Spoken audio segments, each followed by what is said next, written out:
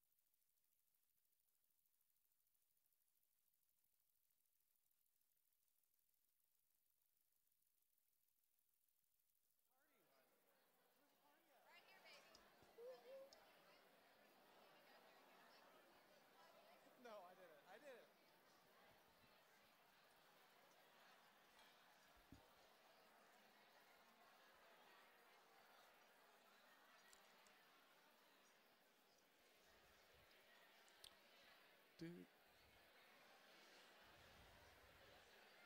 video.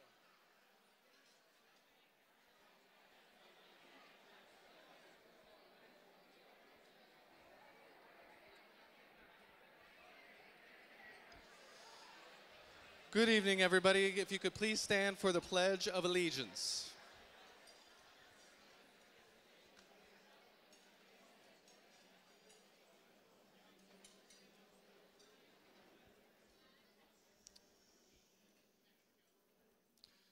Ready? Begin.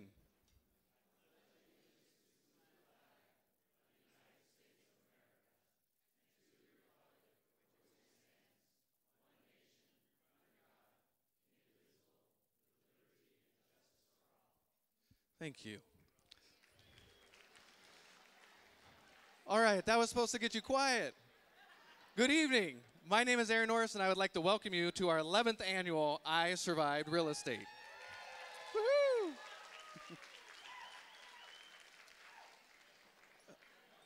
On video, I might look terrible and sweating. Our online feed is going terrible right now, so for those, if you're online frustrated and you're not able to see this until the video, and I'm apologizing early, I'm so sorry. It's just not working. So much stress in the background. But for those of you here tonight, I just want to say a quick thank you to the people in the background. MVT Pro and White House Catering has been here for 11 years, making this run as smoothly as possible. So thank you, White House Catering, and you don't want me cooking. Let's just put it that way. Also, our team here tonight, we've got Robin and Vicky up at the front, Craig, Holly, Donna, Joey, Dawn, Mike, and Rich. All of our team, small team but mighty, with 400 people here, hopefully making you as happy as possible. So thanks for coming. So some of you are looking around the room like, I have no idea why I'm here. I just showed up and I got a free ticket. So some of you will be very happy. Others of you will not be happy. I Survive Real Estate brings together friends from all over the state and experts all over from the United States to talk about real estate and to raise money for charity. Cancer has been our choice of a cause since we started this 11 years ago. And will you please stand if cancer has affected you or somebody you know in your life?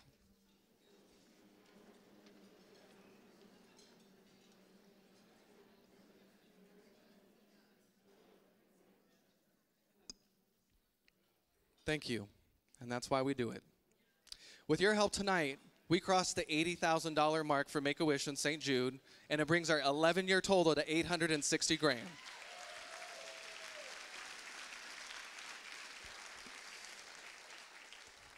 That's pretty cool. We're getting so close to 1 million. Hopefully you guys will keep coming out. We sold out before we even officially launched the event this year, thanks to all the sponsors that supported us. We've never had that happen. Thank you for making that a possibility, and hopefully in a couple years we'll hit that 1 million mark and you will all be a part of it. So if we get the live feed going, you'll be happy, but for those of you in the room, you might not know that the Norris Group pays 100% for the event, so actually 100% of the donations tonight, the sponsorships, the tickets actually do go to charity. So when I say 860 grand, it's really 860 grand. But there's a little pressure. If you're at the table and you didn't pay anything, hopefully you'll visit the tables. If you're watching the video and you like the show tonight, if you go to isurvivedrealestate.com and hit that video link, there will be links for you to donate. 100% tax deductible. It doesn't go through us, so do a good thing if you like the show. You'll be seeing all of our sponsors throughout tonight, and we have a really deep professional voice that says it very professionally, and I really like that. But I do have to call out a special few from Invest Club. Yvonne Susich, Lee Atkins, and Bailey Varnish. Would you stand and be recognized? These three, thank you. These three competed in a little bit of a competition and raised over $2,000, and the entire team raised over $7,000. So thank you. Tonight, we are raising money for 2 awesome charities that support kids with life-threatening conditions. The first one, I'm going to welcome Odette Gutierrez with St. Jude Children's Research Hospital, representing St. Jude Children's Research Hospital, but we're going to watch a short video.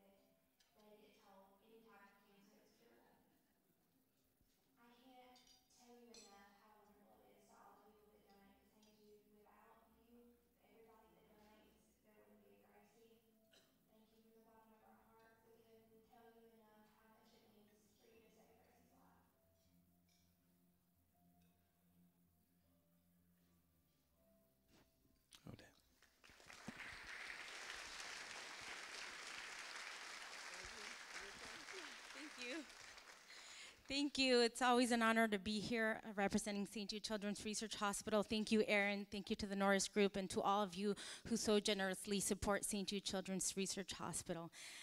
As Gracie, I think, said, and I think all of us hope that there will be a day where the survival rate of pediatric cancer hits 100%. And so thankfully there is a hospital that is working to do that. St. Jude Children's Research Hospital earlier this year made a $100 million investment in St. Jude Global, an initiative to bring pediatric survival rates in countries that have limited resources because it doesn't matter where a child lives shouldn't determine if a child lives.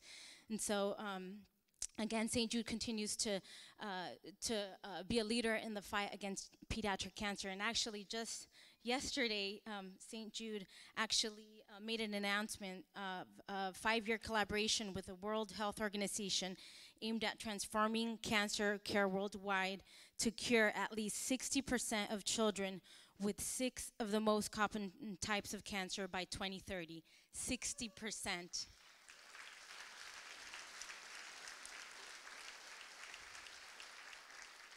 And St. Jude is able to dream big and realize these things because of the support of people like you, and at no cost to families. So if no family at St. Jude ever receives a bill, not for their treatment, their travel, their housing, or their food, so that all that family has to worry about is helping their child live. So thank you again for all that you do for the kids of St. Jude.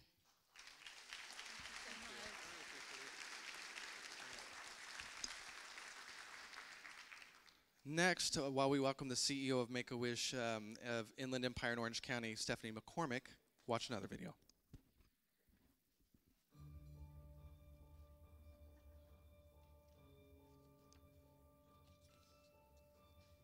A child who's undergoing treatment for a life-threatening medical condition has so much a normal child to take away from them, so much of their decision-making ability, so much of their normal experiences with playmates and friends and siblings. It is so long and so arduous. It robs so many of the normal childhood experiences from a child and from their family. You run into a family that is out of control with their life. You have circumstances imposed upon them that they never would have signed up for or dreamed that they would be in that position.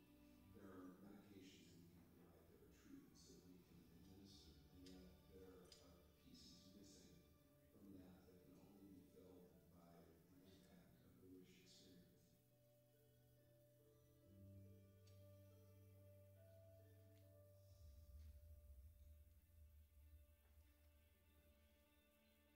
The beauty of Make-A-Wish is it's incredibly simple.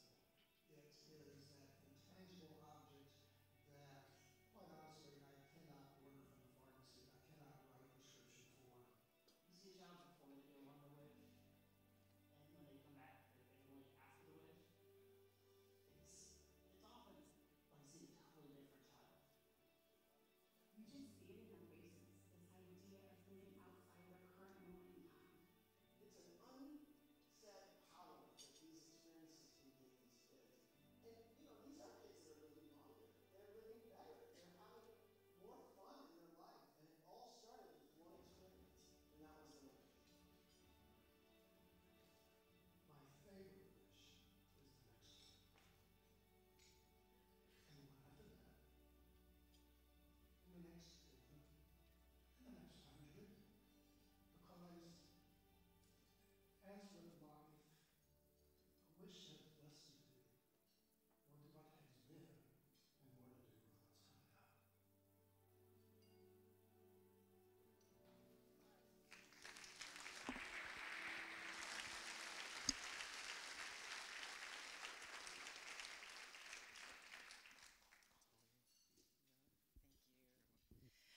Thanks, Aaron. Ladies and gentlemen, I want from the bottom of my heart to thank each and every one of you for your continued participation in the I Survived Real Estate, especially with this incredible young man here.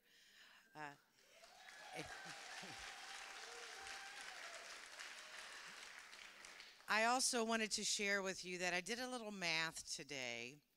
This is our 6th year of being a co-recipient with our incredible partner at St. Jude. And during that time, we have received nearly $325,000 from you all.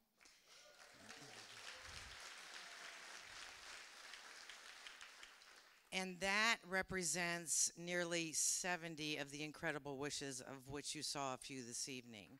So thank you.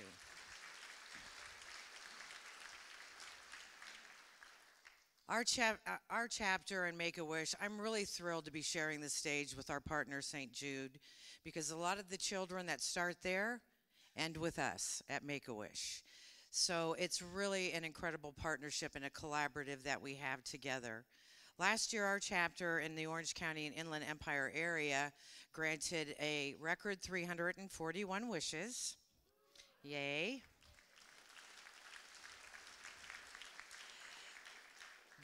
That's the incredible news. The somewhat challenging news is that in our pipeline and the children that are eligible for a wish is right around 700. So we're only a little over halfway there. So we're going to keep going, and I can't wait till you hit that million. So on behalf of Make-A-Wish, all of our incredible Wish kids and our Wish families, thank you, thank you, thank you. And I will leave you with this. I think you saw it. There is absolutely nothing more powerful than the smile of a Wish child. It is life transformational. Thank you.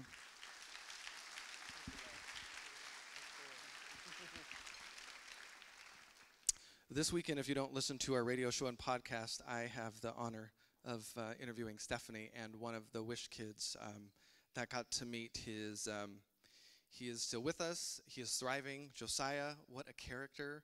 I would like to highlight the people who work in the nonprofit industry don't always do it because it's the most glorious job out there. Oh my goodness, some of the things that they have to deal with and the emotions is just very difficult.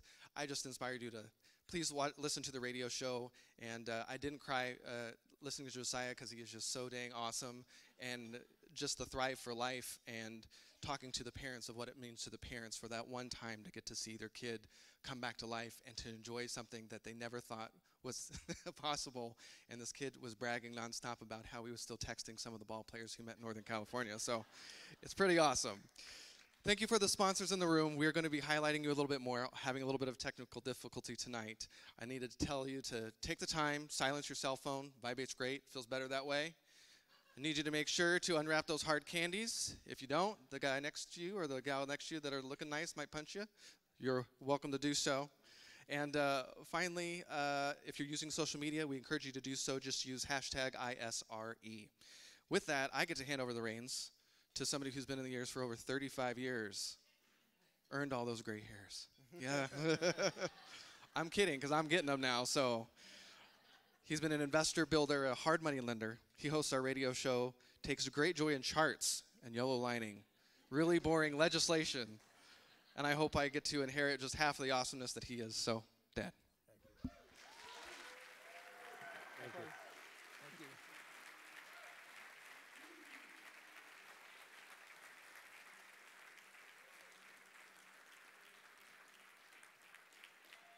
Thank you, guys. Thank you very much. Aaron, thank you for this is your brainchild, and look what it's turned into. 10 years ago, I had just finished speaking. I got off the podium. A gentleman approached me. He was vice president of a billion-dollar company. He said, I want you to know I have a lot of respect for you. I said, I appreciate that. And he said, I also feel really sorry for you. I was confused. I said, why is that? He said, well, as good as your company is, that there's large companies like ours in the space now, and you will not have any chance to survive. Anybody that knows me knows, well, that's all you need to do too. So I said, I want you to take down a phone number. It's 951-780-5856. That's my phone number, and call it in 5 years, and I guarantee you I will pick it up. That was 10 years ago, and the company that wasn't supposed to survive has raised over $850,000 for charity, and he's done it. We've accomplished that because you're sitting in the audience, and guess what? You're not supposed to be here either. That makes me feel really good. About 1 o'clock yesterday afternoon, I had, you go over these questions, and as much as I am familiar with this stuff, I decided to take a break. And I had a property that I had just done some work on in Riverside that I'm going to sell. And I thought, you know, Aaron has mentioned to me 4 large companies that are buyers. And so I got online and I approached OfferPad, Zillow, Open Door, and Knock for an offer. Knock responded, we're not available in your area yet, okay, which is fine. Zillow, not available in the area. Open Door said, we're currently not buying homes in gated communities, which this was. OfferPad, I completed the request. They said, we'd like to get pictures. I said, I have none. And they said, well, then we can't make an offer. So I said that to say this. Now, there may be a day where they improve their model and all that, but you know what? I have a feeling if you're really good at what you do, you'll be around here 5 years from now as well.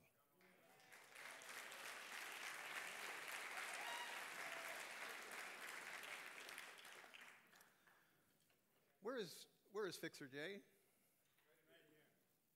Aha. We created the Roney Award in honor of Jim Rohn, the man that changed my entire life in 3 hours in 1981. Got drugged to a seminar I didn't want to go to, sat in the very front table, which I really hated. I was told it was a 3-hour-long deal, and I thought, there's no way I'll make it. That's 6 sermons, man. I can't stand it. About 10 minutes into it, I wrote my first note on top of the page. And it's one of many notes. I still have them in it's all broken up, ripped up binder. One day I'll bring it up here. But he changed my entire life. And so we created this award for people that have had an amazing impact on other people's lives. And today we add another person to that list of distinguished people. This list of people, very different, but they have 2 things that are very much in common. They positively affected the people they taught, and they had a great reputation.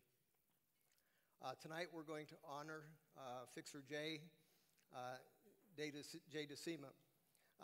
He's a seasoned real estate investor with nearly 50 years of experience. Since the early 70s, he's specializing in fixing up ugly homes and small apartment buildings. Today, Jay spends the majority of his time managing and overseeing his investment houses and training others who wish to pursue the lucrative profession. We have a video to show you of people whose lives you have impacted, and we can start that right now.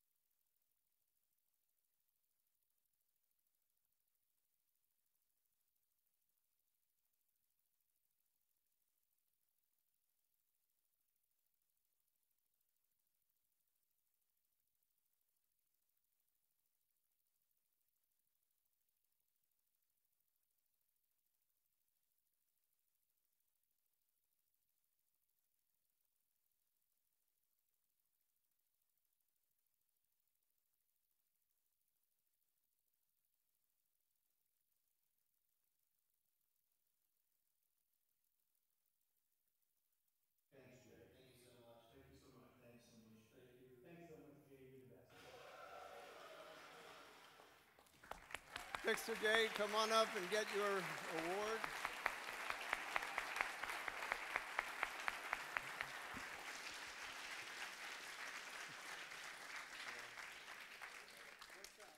Want to go here instead?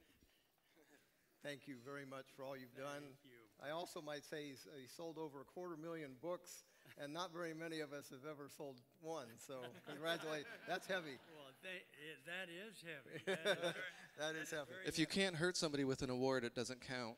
If I were to drop this, you know, I'm kind of weakened here in my old age, but I mean, I haven't got a foundation this strong on any of my houses. I really haven't. That's classic. All right. Congratulations, my friend. All right. Yeah, thank you very much. Okay. Thank you for everything, everybody. And were those paid announcements No, up they there? weren't. You know, I don't know how you got Schaub to recommend me, my gosh. But, you know, I'm very, very thankful for this. I've been in this business, I hate to say this, over 50 years.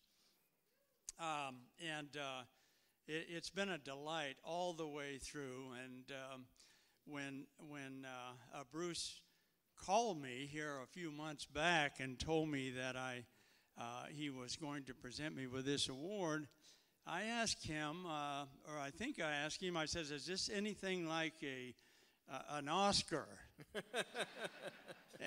It doesn't look too much like one, does it? No. But I think he said to me, it's about as close as an old fixer guy like you will ever get to Hollywood. So I'll tell you what, as far as I'm concerned, this award to me is just as good as an Oscar. And I'll tell you something that is a little bit different between the Oscars and me right here tonight. I am not going to badmouth our country and the free and the free enterprise system that made me a successful real estate investor. Again, thanks all of you. Thank you. Very much. Thank you, buddy. Time-wise? 7:30. I know. Right on time. I thought you were going to get off at 8. Half hour for you, half hour. 8:30. 8:30. Oh, okay. All right.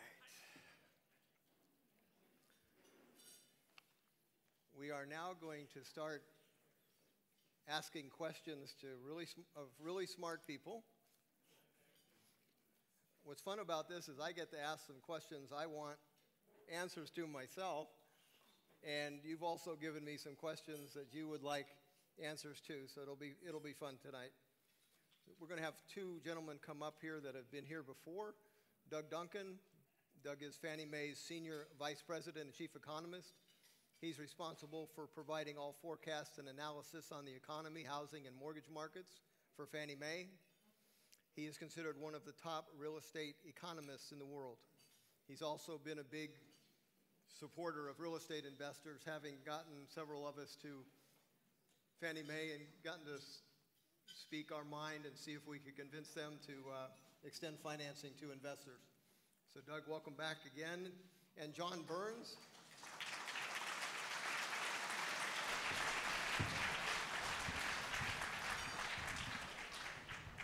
Yeah, those two would be better. John Burns is the CEO and founder of John Burns Real Estate Consulting. He helps business executives make informed housing and industry investment decisions by giving them the most accurate analysis and portfolio investment advice possible. John is co-author of Big Shifts Ahead, a book that makes demographic trends easier to understand, quantify, and anticipate. We welcome you back too, John.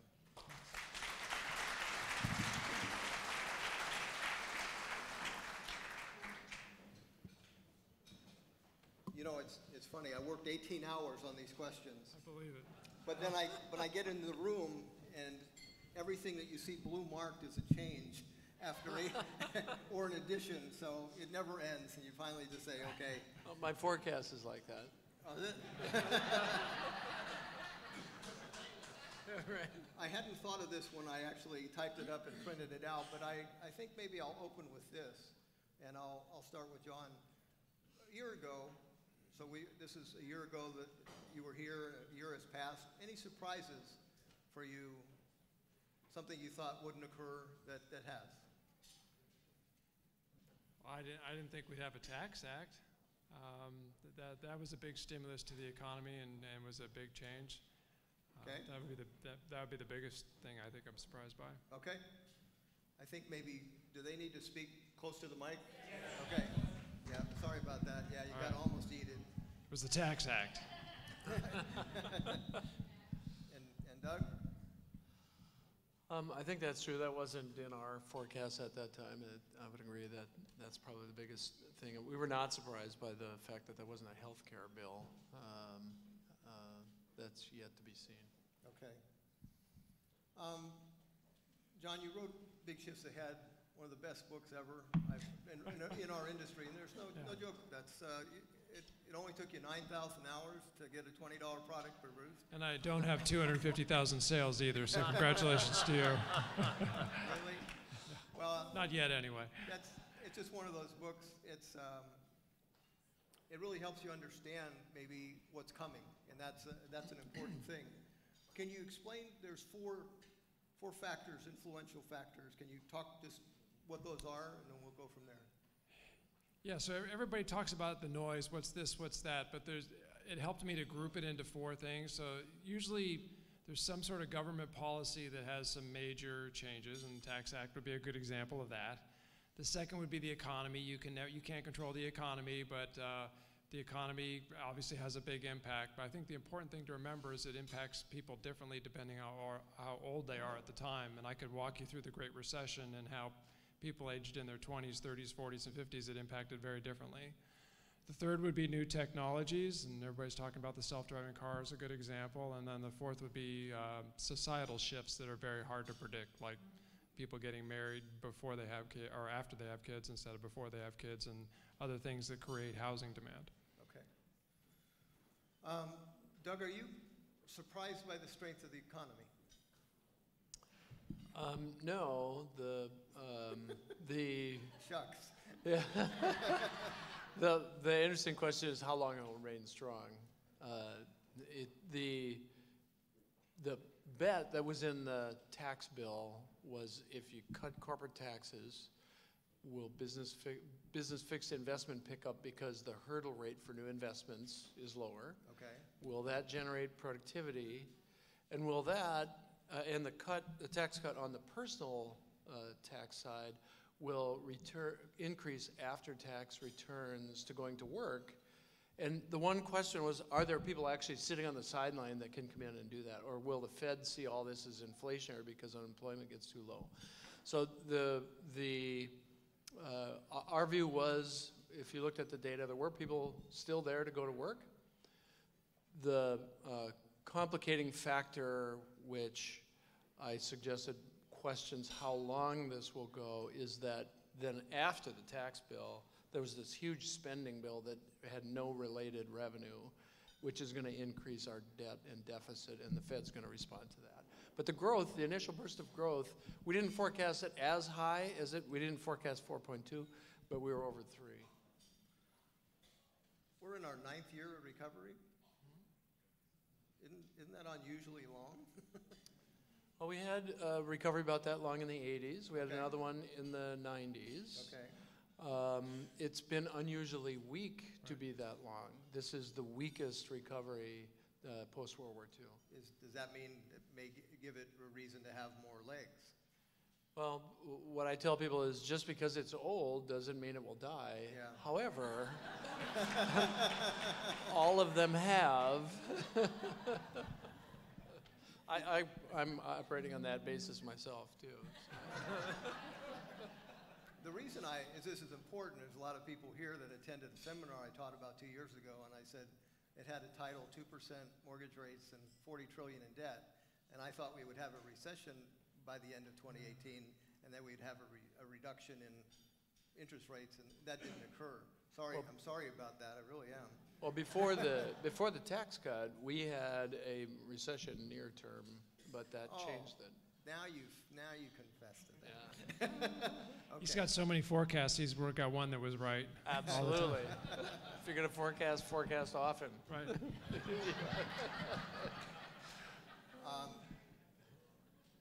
So government policy, you mentioned one, but there's another one that really is significant to real estate very recently, and that's increasing the standard deduction.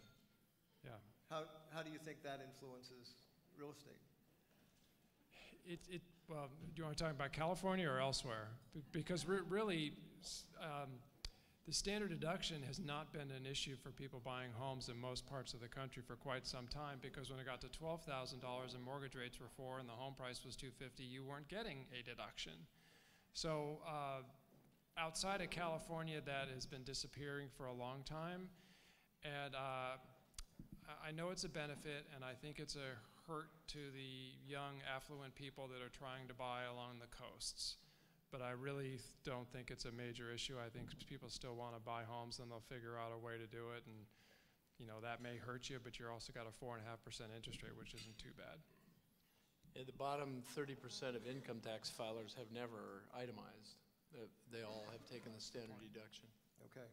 So you don't see that. It's one thing. It's hurting a small percentage of people nationally. Okay. Doug, what usually causes recessions to start? Normally it's some imbalance, whether it's in the goods sector or inventories, oversized inventories, or it could be in the credit market. It's a little bit different every time. So if somebody tells you with certainty what will cause the next recession, be suspicious. Okay. There are some things out there that we think are worth watching, like the covenants in some commercial debt and the level of commercial debt that's out there.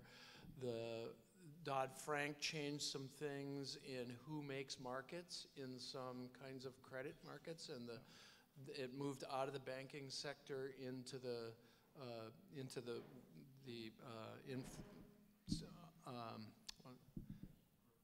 Private sector? No? That's a good try. That's a good try. It's a heck of a deal. I was trying to think about my answer. I wasn't listening to you. The shadow banking sector. There That's we what go. I was trying to think of. Sorry about that. I'm on East Coast time. And the question is, if there is a shock in the financial market, will they have the balance sheet that will allow the continued liquidity in that space? That's one of the things people are worrying about today. Can I answer that? Because I think I've got a simpler answer. So, I'm not putting. You insulted him when you said he's one of the top economists, because he is the top real estate guy. I told him that on the way up here. Not if you ask my mother. Yeah. 11 of the last 12 recessions, going back to the one in the 1929, were caused by excessive debt. Industries that grew too fast and borrowed too much money to do it, and I can show you the 11 of the 12. The only one was the Bretton Woods Act that was different in the 70s. So that's exactly where I look. And it's consistent with what Doug said. Who's got growing too fast and borrowing too much money? And there's a lot of areas you can look at, particularly in the bond market right now. And it's not the housing market, it's other industries. A fun fact, at the peak in 2007, global debt to GDP was 287%. Okay. Today, it's 295%. There you go. Yeah. Mortgages are down, but everything else is up. Absolutely. John, you said you were really concerned about the health sector. As far as, is that the type of thing you're concerned about? Publicly traded health companies have 300% more debt than they did in 2009. Okay. You do the math. And I was sitting next to somebody in the healthcare industry, so I'm going to have to answer to that when I get back there. But they're growing. The bond, and I'm talking about publicly traded companies. The bond market's been wide open, wide open. The S&P and Moody's have both said this. If you add up all the ratings they've done of companies that have borrowed, it's the lowest ratings ever. And why not? If you're running a business, you can get fixed rate debt or adjustable rate debt super low, really cheap to grow your business. Of course you're going to do it. One of the problems with the last death cycle is there were bets against the outcome called collateralized debt obligations. Right. That now do we have that in great quantity only in different industries? That's my understanding, is that they've cut up the corporate debt markets just like they cut up the mortgage market last time, and they're selling all sorts of tranches to insurance companies. And there's been articles in Bloomberg and other places on this, so it's public info, it's just not getting a lot of attention. Okay. So we have potentially something that could happen there that would cascade into other areas, obviously. Stock market wouldn't like that, et cetera. Yeah, I mean, it's not my area of expertise, it's just something I want to know more about. Okay.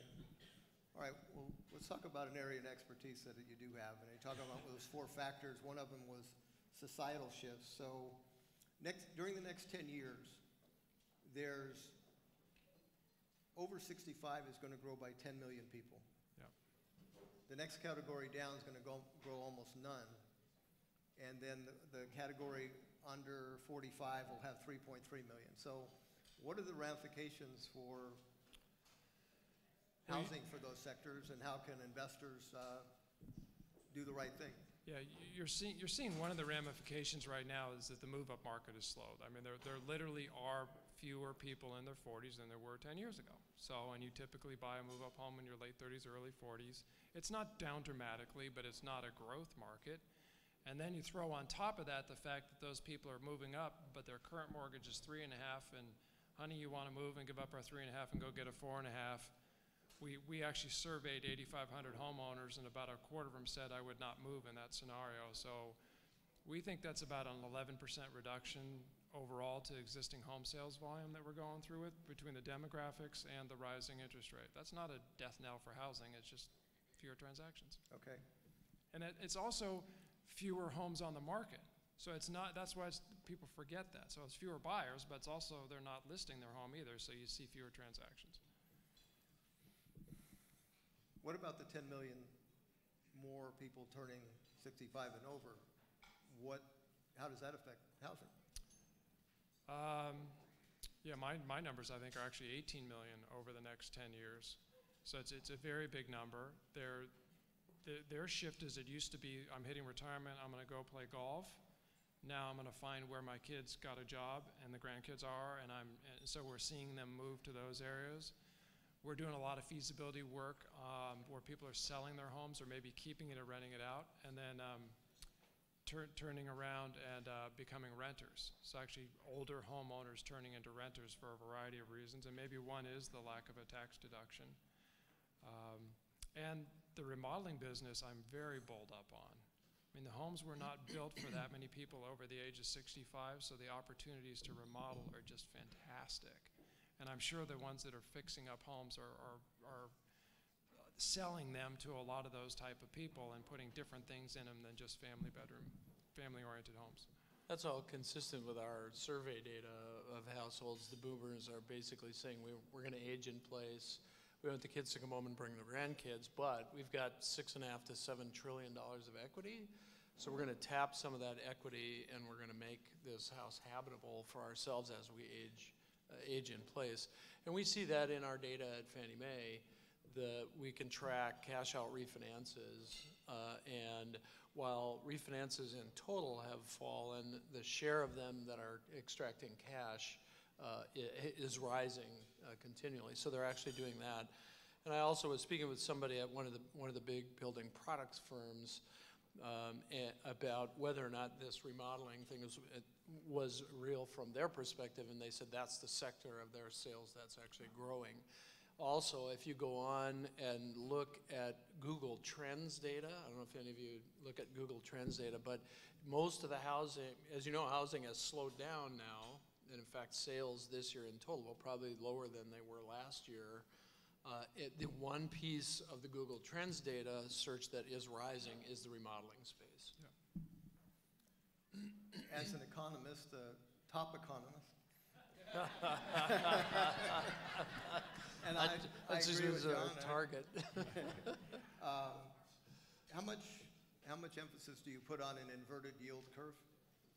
Boy, that's really interesting. You've got different Fed governors squaring off against some believe it matters and others don't believe it matters. It's a pretty consistently correlated relationship to economic downturns. If you look at the instances where the 10-year Treasury rate has fallen below the 90-day Treasury rate within 12 to 18 months every time there has been a recession. So it's very strongly correlated. Whether it's the cause or not, you can argue over your economic models, but it's very highly correlated when it's the 90-day Treasury and the 10-year Treasury. If the Fed continues its pace in the short end, when will that crossover likely happen? It really depends on what happens on two things. Okay. One is the continued pace of growth. If this expansion grows stronger and longer than what the current forecasts are, you probably won't see that reversal, especially if that is tied to the European Central Bank actually raising rates or easing as well. Because I don't know if those of you who watch bond market yields, last week there was a speech by Draghi who suggested inflation in Europe was growing faster than they thought, and the US 10-year Treasury rose. So it's not just about our market. I'm confused about something. When I looked up what a 10-year T-bill was in 1932, middle of the Great Depression, GDP growth was minus 23%, 25% unemployment, and the 10-year was 3.65%. And right now it's little under 3.1. So which one of those numbers is completely wrong? Because we have full employment, basically, and GDP growth, say, at an average of 3 for the first half. How can those two worlds have gotten it right when each was so... I mean, we're at a peak economy, and now they're at the depths of the all-time greatest. So did we have that big of a problem that we've just avoided? That's what that kind of told me. That scared me. Well, there's no question that had the monetary authorities, Bernanke and Paulson and the others, Geithner, stepped in to save the banking system, we would have gotten there. We were heading way north of 10% unemployment. Frankly, to me, the one program that was instituted that the public really never knew about was corporations go to short-term credit markets, not in the banks, but in the bond market, to borrow money to meet payroll. And that market froze, and the Fed opened a conduit which went from $0 to $300 billion in 90 days to fund the employees of Ford Motor and Chrysler and US Steel and all of those corporations. That reestablished confidence in the capital markets, and they wound that program down over about another 6 to 9 months. To me, that was one of the most successful federal government programs in the history of the country. And it kept unemployment at 10 or 11% at where it could have easily been at 20% or north. Okay.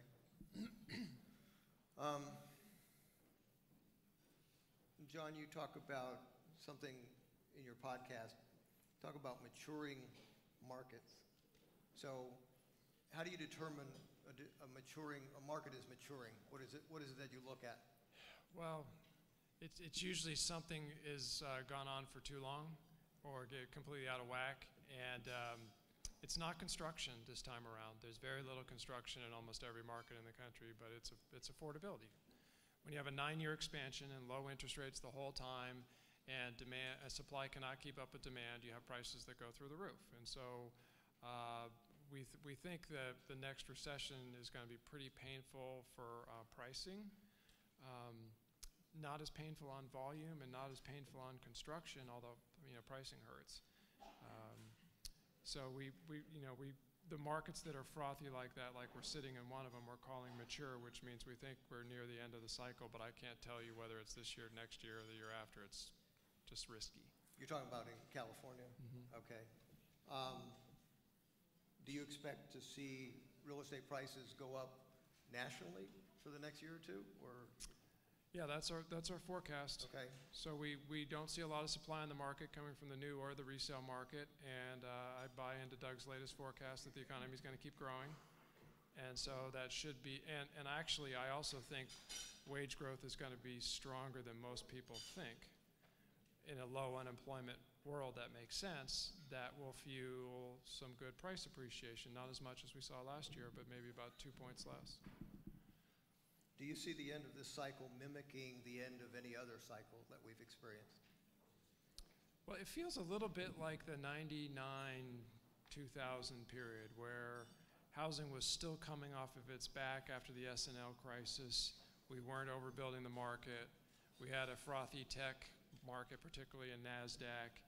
It kind of feels like that. The difference would be the Fed funds rate was at 6.5, and he dropped it to 1 almost instantaneously, and used housing to prop up the economy. And given the lack of supply, and I talked about hitting the debt market, the industry that has hit the debt market the least is housing. I think housing, if I were the Fed chair, I would look at all the industries and say, that looks like the healthiest industry to me. What can I do to help it get going? So that I see a parallel there. There's some differences, but some parallels. Okay, but you think that California, in this next down cycle, will lose price? I mean, by down cycle, I mean we're actually shedding jobs and people are losing their jobs. Okay. Yes, when that happens, I do think the prices could correct pretty substantially. Okay. I'll actually give, you guys should know this too, because you're part of this. I think a buffer to that is now we have people like you, but even more importantly, the Blackstones and people of the world that will raise, when that starts happening, will raise billions of dollars and start buying right away because they already have an engine to rent them out. So there could be a buffer down there at some point that it won't be as bad as the last time, as we have institutions coming in to take advantage of it. In the next number of years, let's say we got 21 trillion and growing.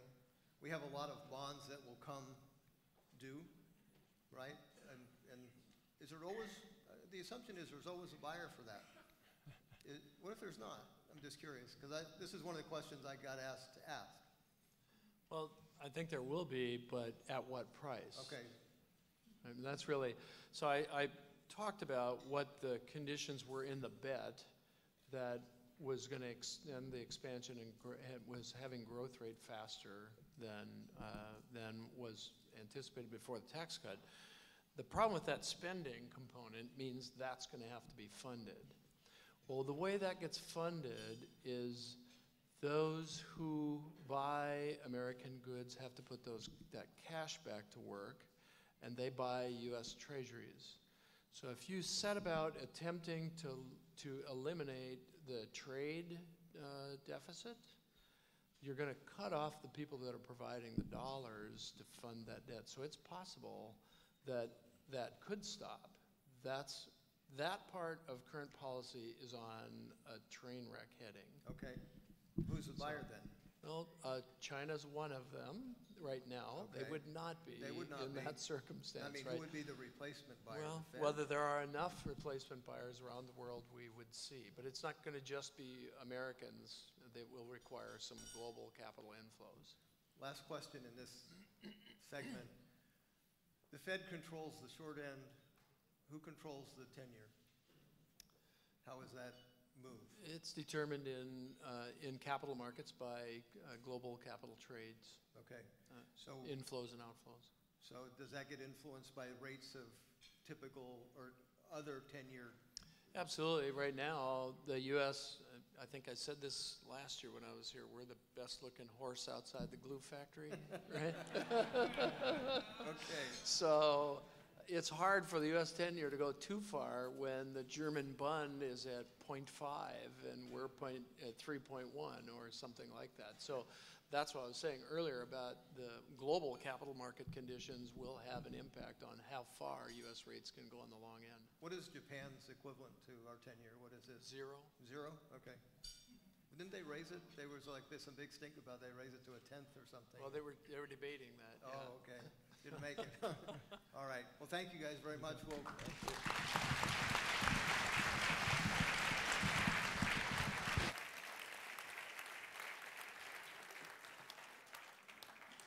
Trade ya. Can you hear? You want this? No, I want this. Oh. It's a little bit louder. Oh, well, I'll use that next time. Yeah, next time. Okay. We're going to change it up a little bit. The topics this year are going to be a little nerdy. For this segment, we're going to talk a little bit about everything from 3D printed houses to artificial intelligence. So, nerdy, right? First, I'd like to call up Marnie Blanco. She is VP of Industry Relations with Dotloop, a company of Zillow Group. Welcome. She manages developing strategic partnerships with leading brands across the industry, and her background is tech innovation, product marketing, and technology platforms. Welcome for the first time. Thank you, thank you. Okay. We have got Eddie Wilson, CEO of Affinity Worldwide, which controls over 80 brands, including Think Realty, the National Real Estate Insurance Group, and the American Association of Private Lenders. Thank you. And last but certainly not least, one of our all-time favorites, Sean O'Toole, founder and CEO of Property Radar. He's been involved in technology and software since the age of 18 and has been a central entrepreneur ever since. Welcome, Sean. Woohoo! So, Marnie, I'm going to start with you. For those who are not familiar with Dotloop, what would be your elevator pitch? Yes. Well, I have to ask, anyone in here familiar with Dotloop? Ooh, I love it when we see a couple hands come up. So Dotloop is a digital transaction management system. So it's a lot of words for when you do your transactions. It covers everything from completing your agreements, your contracts, your documents, to going to the collaboration of all the parties within the transaction, to the e-signatures, out to the brokers to do compliance and checks, and then finally storage. So we do it all in one system instead of what many do probably in 3 or 4 systems. So instead of PDFing it, sending it to an e-sign software, you got something wrong, send it back, and a train scats, got it. Exactly. So in 2015, Zillow Group bought Dotloop. Why was it so important? What's Zillow looking to do? Sure. Yeah, so we were acquired back in August of 2015, so it's been a little bit over 3 years now. And when we were acquired, it was interesting. There's a lot of speculation, and Zillow's always the boogeyman, right, in the industry.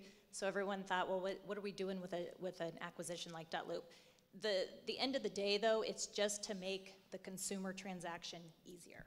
And that's always been our mission at Dotloop, is to make the transaction easier, not only for the agent and the broker, but make it a good consumer experience. And that aligned very well with the Zillow ideals and mission that they're trying to accomplish as well. Do you have to be a Zillow agent to use the software?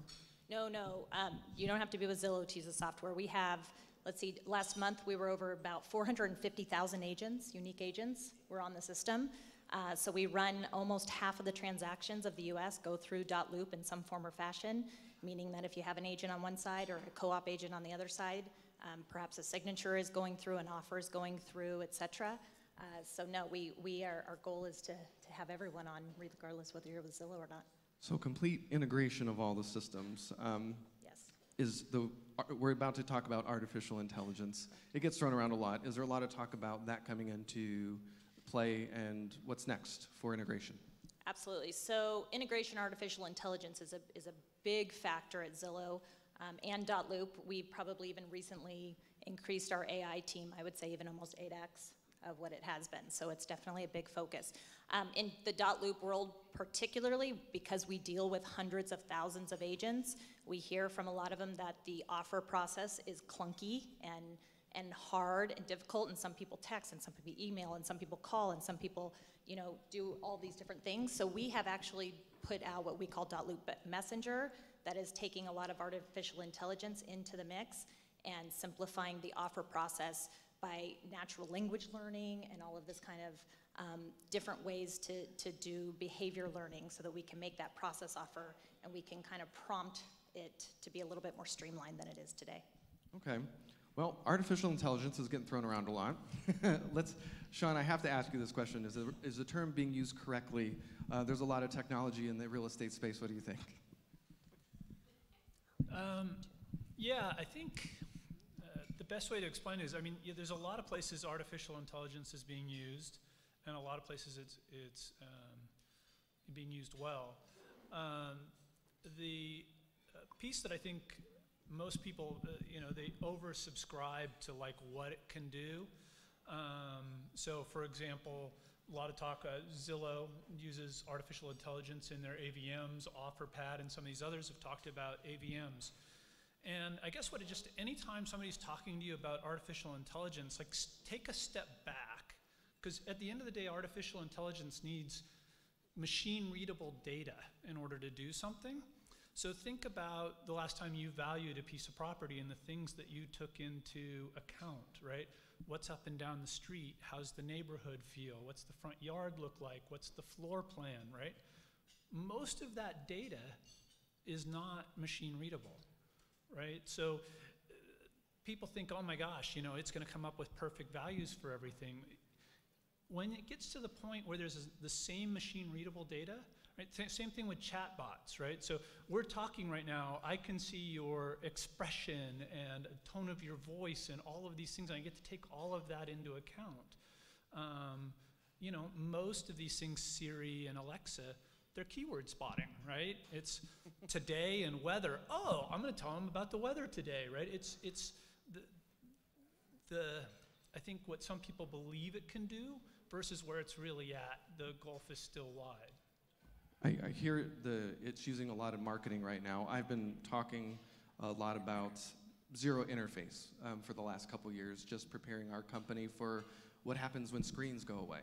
So as a marketer, when I say, hey Alexa, how often can I just say something and Alexa respond? And people sort of look at you like you're crazy, but if you've never seen a 4 or 5-year-old with an Amazon Dot, it's absolutely magical. We've all seen the 1.5-year-old find the phone. They can't talk, but they can find pictures and videos of themselves. The 5-year-old, Alexa is just the friend that will tell you anything and even jokes that are hilarious to a 5-year-old. But there's also, my favorite video probably of last year was Google grandmother, Italian Google grandmother. Watching an 80-year-old who got the Google, she got the Google Mini, I think, for Christmas, and she's, through a very thick accent, trying to get Google to tell her what the weather.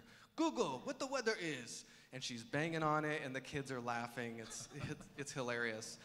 But the magic part is when it works, and you see the look on her face, and she just realizes she has a friend, and it doesn't matter if you're 5 or if you're 80 with a really thick Italian accent. The goal is we're not looking at screens anymore. User interface, I mean, Apple's made their entire life out of making it so beautiful and easy to get what you need, but now you're just talking into thin air. So we very specifically this year, it was the very first year for I Survive Real Estate, we didn't interview people before the event because we were so busy interviewing people. We interviewed offers.com.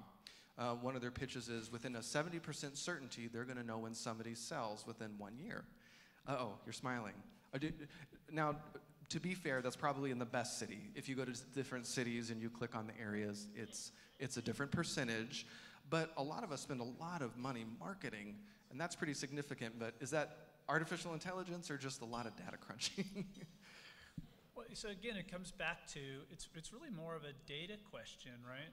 So if you're Zillow and you have all the traffic of people searching for homes, you probably have a pretty good idea of who might be thinking about buying a home, right?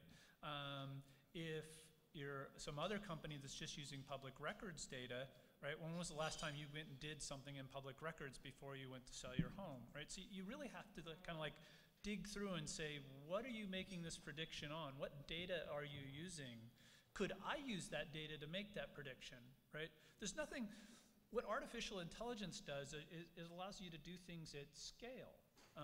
It doesn't allow you to do things that weren't fundamentally previously possible. And that's I think where, right? So could you go look at that same data and predict who was gonna buy a home? Well, yeah, if you can, then there's a pretty good chance now you can put AI on doing that at scale. Just remember when it was so easy, yellow letters, just. And Eddie, one of the reasons I wanted you on the panel is what you've done to the magazine is quite impressive. Think Realty Magazine, the Personal Real Estate Magazine rebrand, and you've got you're doing a lot of video and a lot of radio. I think as a marketer and a PR guy myself, the mix is getting difficult. And when you talk about zero interface, it's feeling more and more like we have 5 influencers. We're going to have to be going through the filter of either Facebook or Microsoft has Cortana, Amazon has Alexa. Are those really the filters that I have to learn to play in? They're not going to be going to websites anymore. Is that some stuff that you're having to think about now? Yeah, absolutely. And you know, we have 84 companies. And so a lot of the things that we're doing in mass media is to get people to raise their hand or force them into some funnel. You know, then we're using all these new tools, you know, voice recognition on Facebook. You know, now you begin to say a product and we can serve you the product, and you're going, how do they know that I just said that? Well, because of the machine learning that has AI attached to it. And so for us, it's getting fundamentally harder to get them to take action, but not to find out who they are. Right? Like, we're finding it easier to find out who is going to potentially sell their home in the next 6 months. We're finding it easier to find out who is going to purchase a car in the next, 3 months. Getting them to actually take that journey with you because of consumer trust is a totally different conversation. I think there's a lot of opportunity because of what you just said, a brand. So I sort of made the joke about yellowletters.com, but I think most people that get yellow letters now are sort of laughing a little bit like that's adorable and toss. You're competing against, my big concern with artificial intelligence for the last 2 years, Marnie, you don't know this. Zillow was here talking about how there's no intent of us getting into the iBuyer space. Something changed this year, but here's why I was concerned. They have the largest eyeballs right now of consumers that are doing their Zestimate and search on their platform.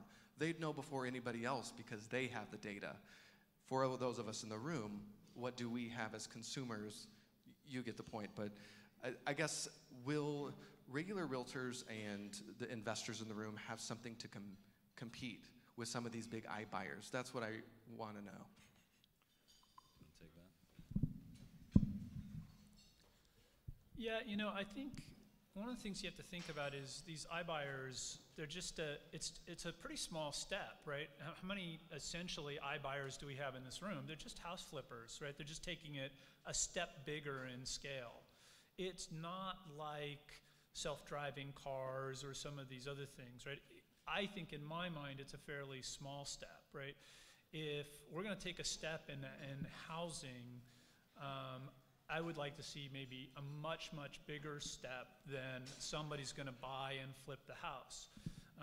I can imagine, maybe with blockchain, which is a fractionalized home where maybe I'm buying the right to live in the home and you're buying the right to have the home's appreciation and you're buying the right to some of the income, right? And, like completely different models, or perhaps a bunch of us pull together and we're going to all homes together, but if I decide I want to move, right, I just move into this other home and somebody moves into my home and there is no transaction at all. Like, that will be fundamentally different. The iBuyers, I think they'll certainly play a role, just like when we send out postcards and people go, I want to sell my house with cash and leave the tenant in it. They play a role. It's not going to be every transaction.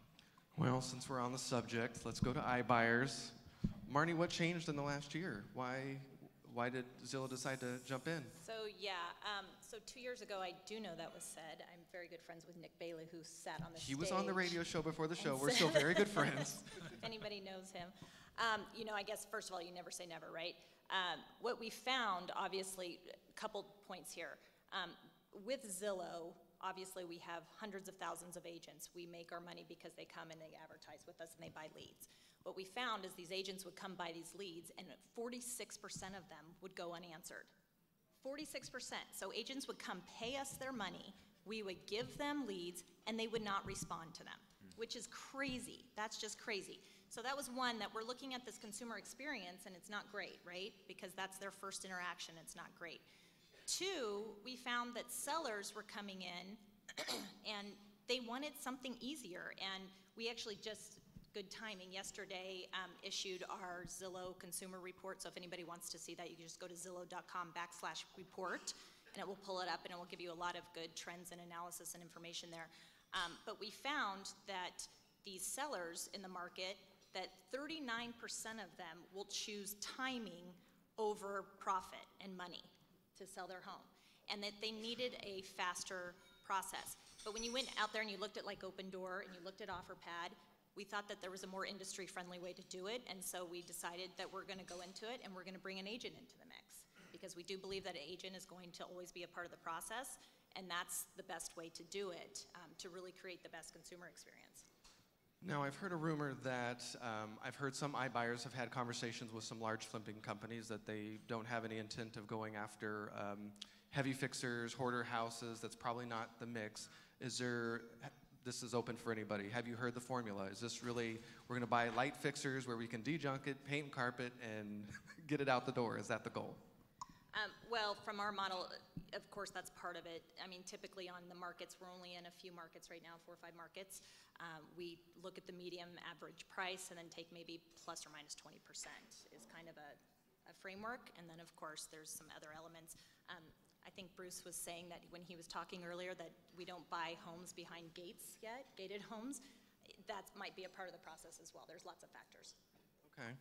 Aaron, sure, please. Yeah, so I met with the Zillow rep there in the southeast where they're purchasing most of the properties in Atlanta, and their box seemed to be shifting a little, and it also seemed like maybe there was a little bit of a beta test that was going on, as well. Like maybe somewhere between 75 and 100 homes were being purchased. I know that we sold a few of them to them, and the box was radically different from one to the next. They were looking at some with equity, some with potential growth opportunities. They were looking at 3 beds and 4 beds, and so it seemed like they're still in that test case scenario. Absolutely. Where they're buying a variety to now watch how they perform. Yeah, Eddie's very right. We are a big company of testing and trying things out. We obviously tested the Phoenix market for a really long time before we went in then to Vegas, and then Atlanta and Denver are the other markets out there too. So I would have to agree. I don't think that it's going to be everything. I think it's going to be a niche kind of market, and there's always going to be somebody who wants that sell side to be a little bit easier and more efficient than it is today.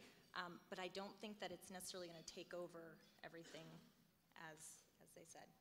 I was at a Think Realty conference, and I was really surprised. I asked the question. There's a lot of Wall Street companies currently in the private money space. And I asked the question of a hard money panel that included the software provider that gets access and sees a lot of lenders. I've asked this question twice, one at the California Mortgage Association and then once at your event. I asked the question, if we hit a recession, how many of them would be left? He said 85% would be gone. So on the table right now, we have some pretty big companies. Some of them have already hit, in the iBuyer space, unicorn status, like I'm calling it $2 billion. So Google Instant Offers, Open Door, OfferPad, Knock, Redfin, Bungalow, that's first I had heard of them. Realogy and Keller Williams snuck in this week, and they had already tested 100. So does this iBuyer model work in a year like 2008 to 2010?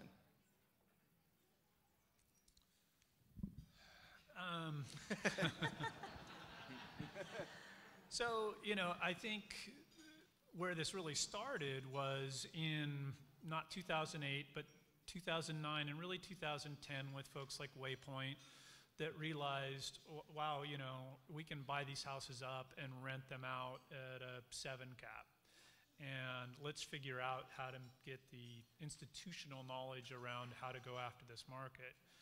And so at the end of the day, and they came in strong, and in a lot of areas really quickly brought prices back up, as they said, because maybe prices were at a 10 cap and they'd buy at a 7 cap, and they just pushed them up. So, what it really comes down to is whether or not there's still a return. And that's really, it's very simple. If there's a return in the market to be had, they'll still be there. So I think, it's then becomes a question of how bad, right? If it's a 2008-like, and prices are still going down, no, they probably stay out until it flattens and comes back in, and then they probably come back in really strong, right? So, but it's just a simple, it's a math. The thing about the institutional players is it's math. It's not emotion, it's not other things, it's math. If there's a return there, they're gonna be there and take it. And they all have slightly different models, obviously, so yeah. Zillow is working in the agent angle. Yeah, and I think, though, if you look at just recently announced this week, obviously Coldwell Banker with Realogy, and then Keller Williams has been testing this as well. I mean, if you're looking from two very large public companies, Zillow and Realogy, if they're kind of jumping this space, and we see a shift in the market coming eventually, you know, the model's going to sustain itself in some way. I think the important thing is, though, is if you look at the shift of the market, you know, back in 2008 and 2009, so forth, it wasn't like a cliff that dropped off, right? It just slowly kind of goes there. So it gives iBuyers in these different models, you know, a little bit of chance to kind of play and test with the models a little bit. So. It was really ugly in California. Oh, yeah, a little bit more so than maybe some other areas. We we may have already talked about this, but we had somebody come to our office in Kansas City in the past couple of weeks that is going to broker the billion-dollar fund that Amazon just put together to put into the private lending space. And so we're seeing Amazon that now is trying, and I asked a fundamental question, and the fundamental question was, why are you getting into this space, and why now, right? And the answer is we have capital we need to put to work. And so I think that right now, you know, with all the rate compression and things like that that are happening in the private lending sector, you know, they're also experiencing less of a yield. And there's so much capital available on the market today. And so the big difference to me, and maybe why they wouldn't, I don't even think they would get into the marketplace in 2008, 2009, 2010, and that is because the capital they have today is radically different than what they had back then. And I think today it's trying to find a way. And so I think there's two things. I think number one, they're looking for yield. Number two, the technology is dictating where they're starting to find that yield. You know, and so Amazon came to us. You know, I sat in the car on the way over with your dad and asked him a bunch of questions about private lending. And I'm always amazed at his knowledge base and how he parses down a deal. How he parses down a deal is radically different than how the guy that was representing Amazon's $1 billion parses a deal. You know, and in his questioning, he was hoping for 6 or 7, percent, and hoping that the deals over the span of $1 billion are going to yield that, knowing that some of them are going to be very bad deals and some of them are going to be very great deals. And again, it's a math equation that they're running a spread. And so it's a really tough question to answer whether they would be there or not be there or still be in existence, because I think that we're just in such a different marketplace, it's mandating their place in it. When you told me that about them getting into the space, I immediately thought of what other verticals could these iBuyers possibly get in. I'm like, maybe Lowe's will get in it. And they'll buy the house, they'll fix it up and feature all Lowe's, so basically everybody's walking through like a Lowe's commercial. Or like, what if Wayfair, all of a sudden they're buying houses and furnishing them. I'm sort of joking, but I'm sort of like, there's a lot of different opportunities and ways to make money. When real estate changes hands, a lot of money gets spent in different areas. So, well, I think one thing everybody in this room needs to keep in mind, right, is these iBuyers are just folks that went one day, oh, I think maybe we'll start to buy houses, but they went and got institutional capital, right? So why isn't there, for example, if you're a C21 or any of these big things, why wouldn't you give every one of your agents a tool so that when they're out there talking to the folks about taking their listing, and say, oh, by the way, if you'd rather, we'll just buy the house on any day you want for this price, but I think I can list it for this price. That should just be part of the standard, sales pitch and offer, and I think that will likely happen. With these big trusted brands too, I think they're going to do what CarMax did for the real estate industry, for the car industry, but now you've got a ton of them playing at the same time. Very well-respected brands. It'll be interesting to see how it works out. I definitely have to make time to talk about 3D printing and the module space. Amazon came out. Apparently they love the Inland Empire. They invested in Rialto-based Plant Prefab, so spent a lot of money with them, well-timed with the accessory dwelling unit conversation going here in California. We had an event a couple weeks ago, and I was surprised how much work it took, but I got to interview Senator Bob Wachowski, who is the senator that is driving the conversation about ADUs in California. If not familiar with it, anybody with a single-family or multi-family home, and it's going to get more interesting come December and January because they are not done regulating it yet, you should be able to build a granny flat in the back of your property. Depending on the city, the state basically forced everybody's hand and said, it doesn't matter, after January 1st, 2017, whatever you wrote ordinance-wise before, it doesn't count, we need your new ordinance. A large majority of the cities did not respond, and I don't think they've been very happy, so they started layering on ways to make money, and the state said, no, and it sounds like they're gonna do it again. So it's very well played by Amazon, but 3D printing, what does that mean when you can build something for under $10,000 in 24 hours? It took me $150,000 to build it, and I bought my lot for $100,000, and let's just call this the high desert. And somebody's able to do that and replicate it for so much less. What does that do for the price of real estate?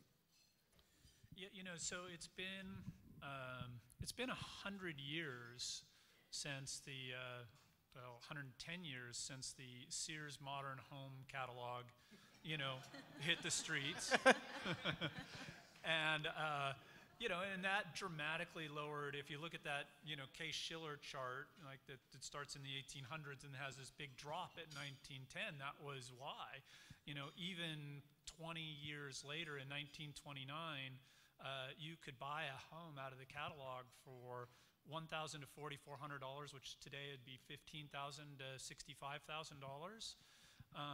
And it's been 100 years, since we've had that kind of major technological shift, right? And they did that by kitting these homes and pre-cutting the lumber and all of this and shipping it in boxcars, right? This is 1908, right?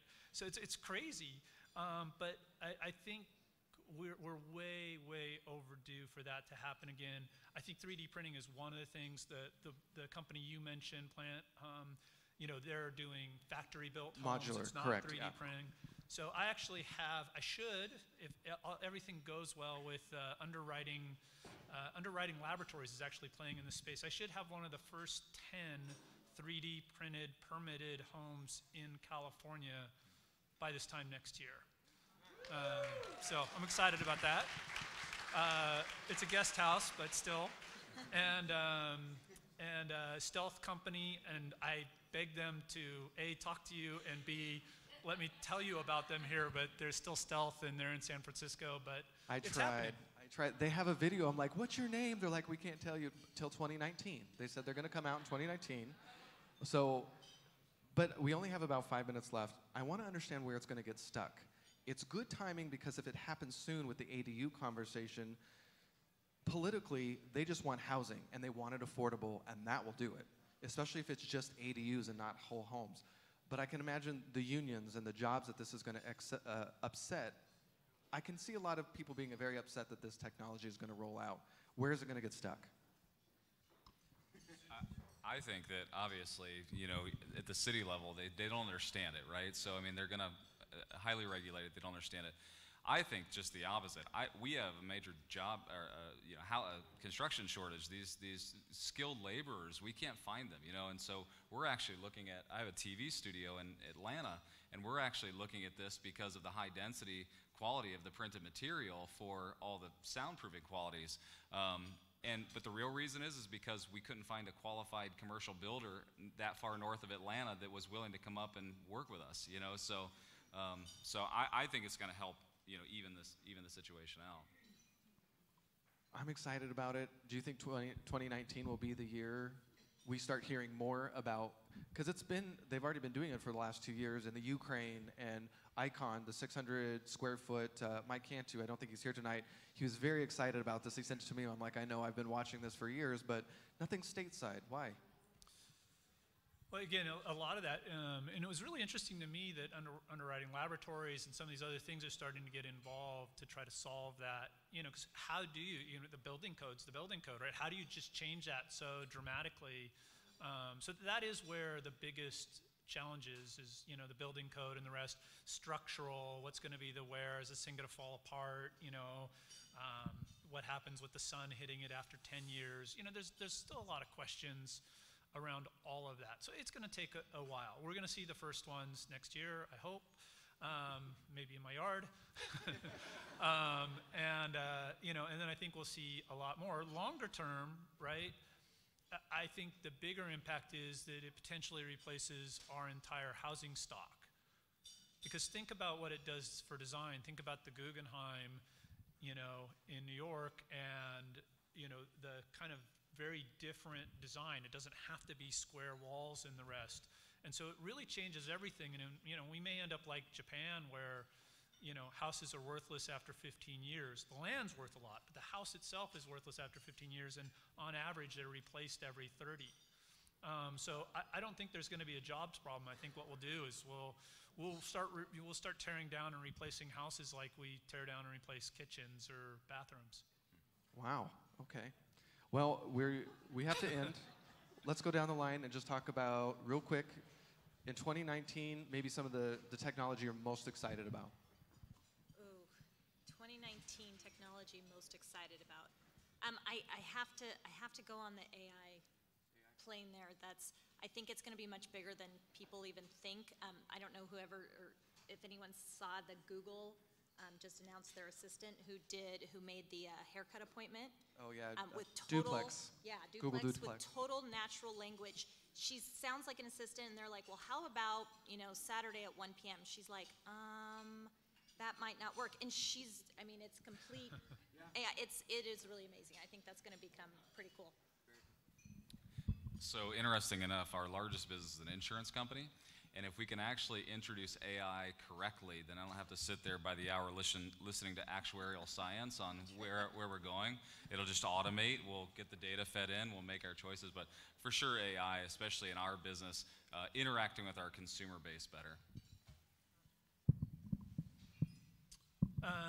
I think, in the next year, because of the ADU push, because of the affordable housing push, because of the lack of construction workers and the rest, I do think we'll finally start to see quite a bit happening, not even just around 3D printed homes, but more like bringing CNC and automation in the factory, so the factory-built homes, plant-built homes, catalog homes, back to the Sears Modern Home in the 1908. I think we're going to see a lot happen there around affordable housing, ADUs, and other interesting stuff like cross-laminated timber, which can take beetle kill, right, wood and turn it into awesome structural material that's very cost-effective and happens to be a carbon store. So wood is a carbon store, and you use it in a structure, you're permanently storing carbon, so it's good for the environment. There's like all kinds of really interesting things happening right now in the construction space that's not construction as we know it.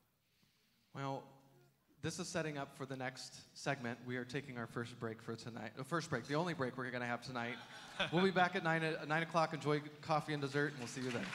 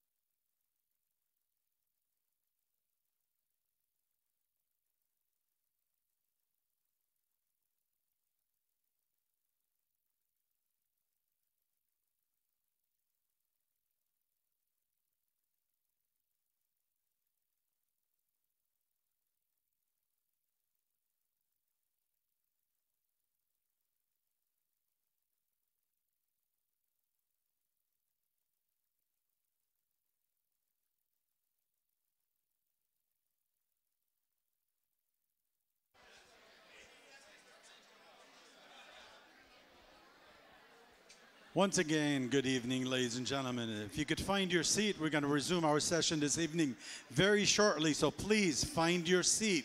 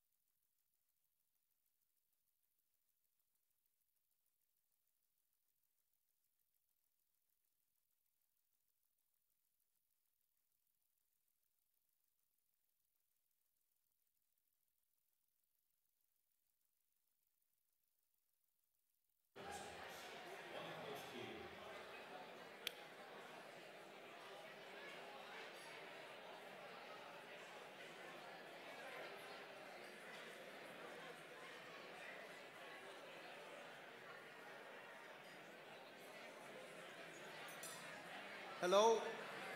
We can have everybody sit down. We are ready to start again.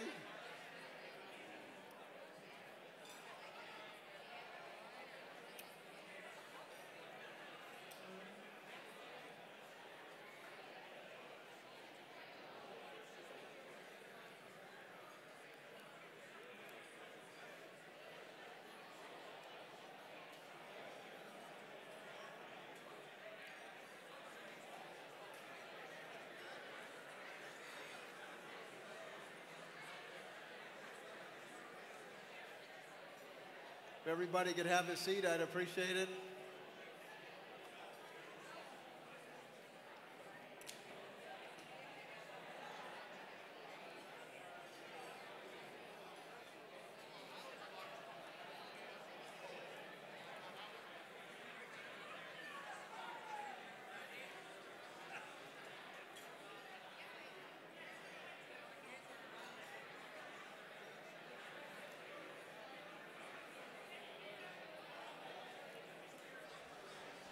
I seem to be having no effect. Ladies and gentlemen, please take your seat. Thank you. Thank you again. Okay.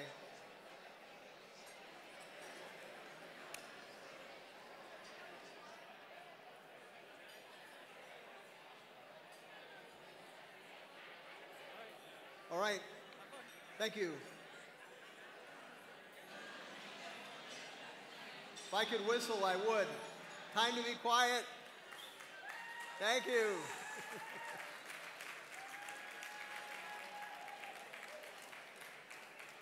We're going to have two gentlemen up here right now. Sean, I'd like to invite you back up. And we're going to have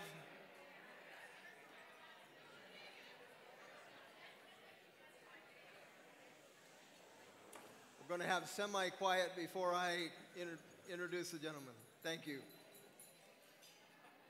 Gary Acosta is the co-founder and CEO of the National Association of Hispanic Real Estate Professionals, NAHREP, the nation's largest minority real estate trade association, and a 25-year veteran of the housing industry. He's also the co-founder of the Mortgage Collaborative, cooperative of mortgage companies focused on increasing market share and profitability. Gary, we welcome you to our panel. And Sean, welcome you back up here. Gary, I'm going to start with you. Could you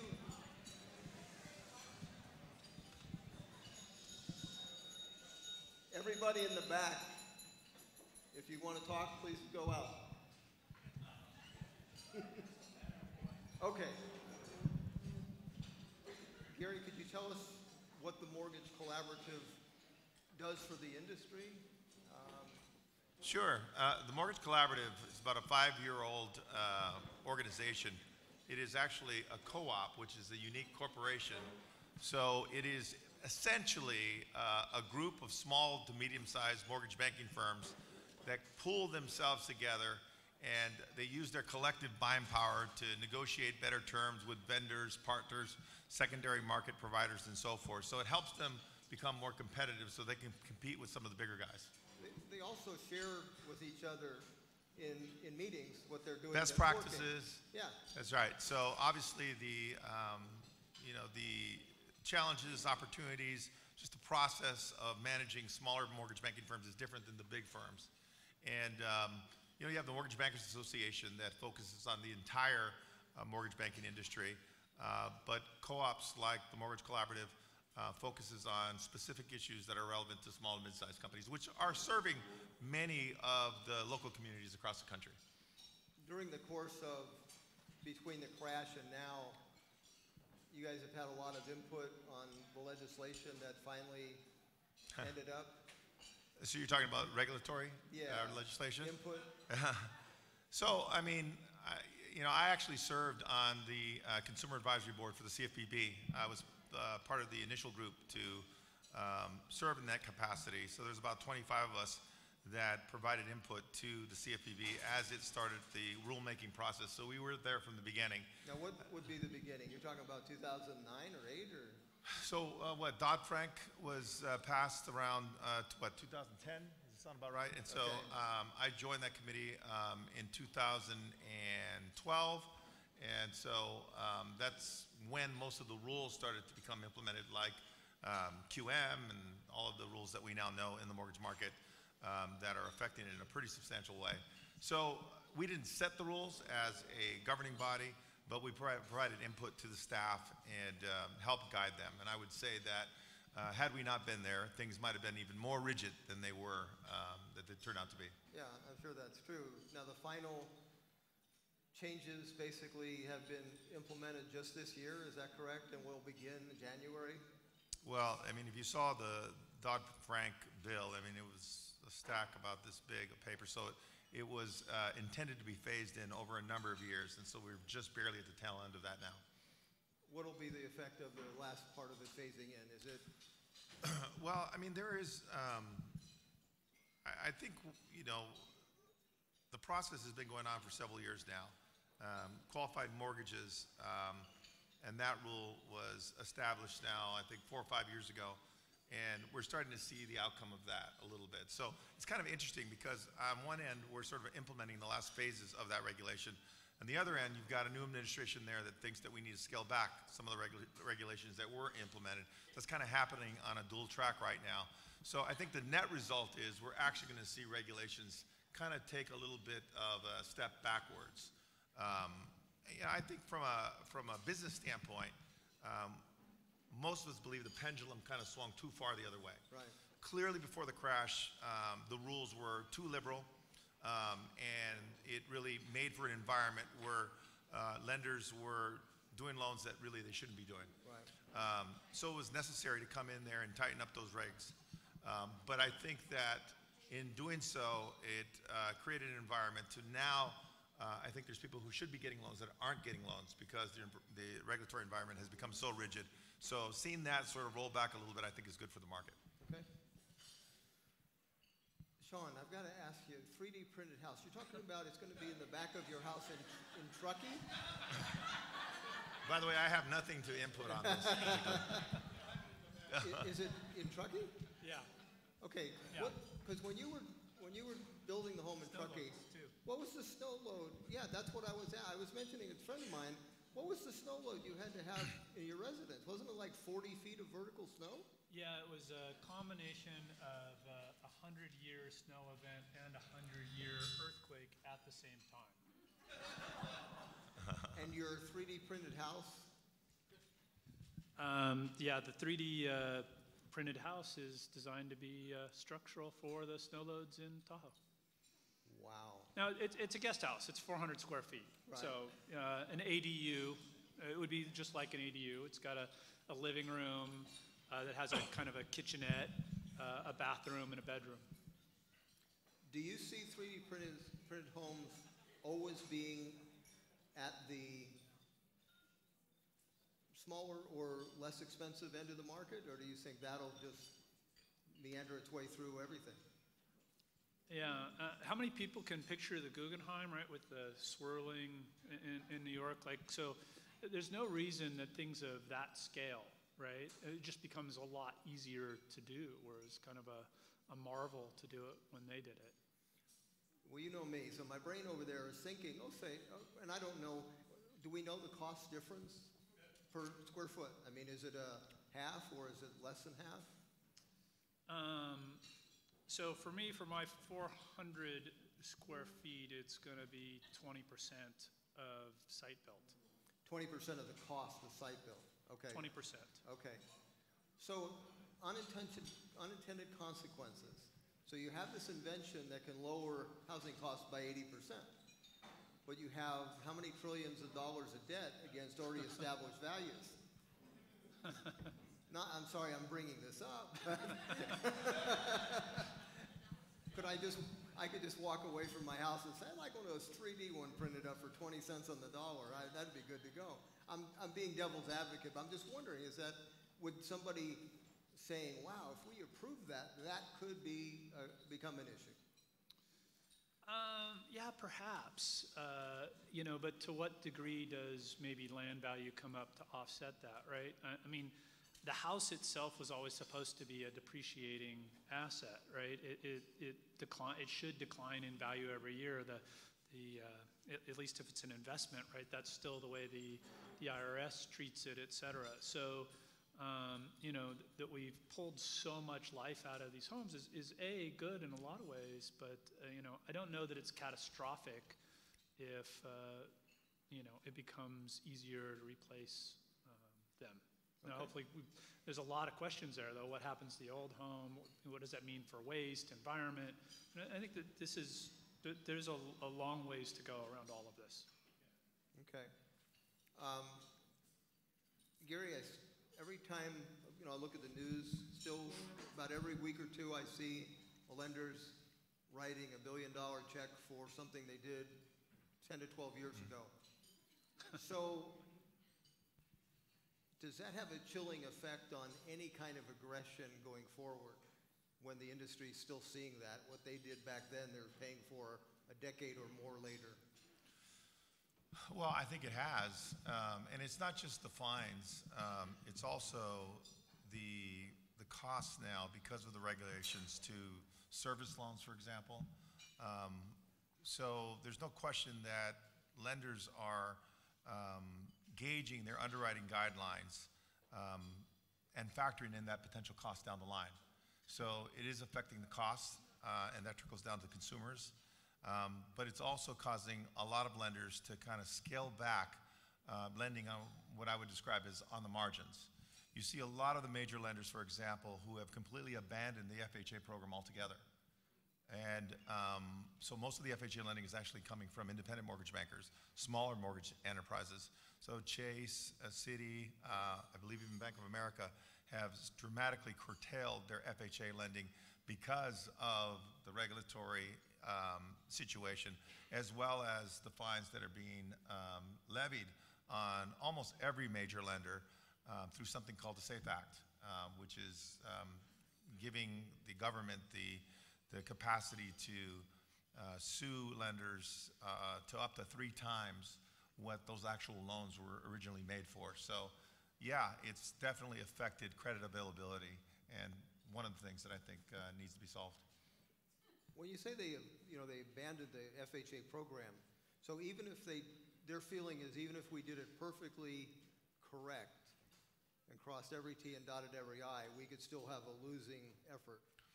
Well, I think the feeling is if you're doing a large volume of loans, you can do everything to try to minimize the potential for error as much as possible. There still is going to be error. You're still going to have individual underwriters make mistakes, calculating, income incorrectly or whatnot, or an appraisal that maybe was, used comps that maybe weren't really the correct ones to use, at least in the opinion of the federal government. So there's so much gray area in lending.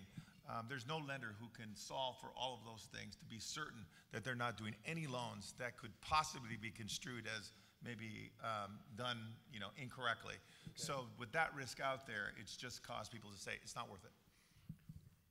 What borrowers do you feel that really can't get a loan that should be able to safely be able to get loans in this market? So one of the things that I think is a little bit, I use the word kind of camouflage out there, is that there's so much demand out there right now, and there's so little supply out there. We really don't get the sense that people who should be getting loans aren't getting them, because still, for every property that goes out in the marketplace today, there's multiple offers, right? But as that sort of supply and demand situation starts to balance itself out, and we see that starting to happen already, interest rates are creeping up, affordability is being affected by that, we're going to start to see the impact of people who really should be getting loans that aren't. There are going to be buyers out there who want to buy properties that can't. And those people that you're kind of pointing to, which are the ones that are on the margin and are not getting served, are self-employed borrowers, for example.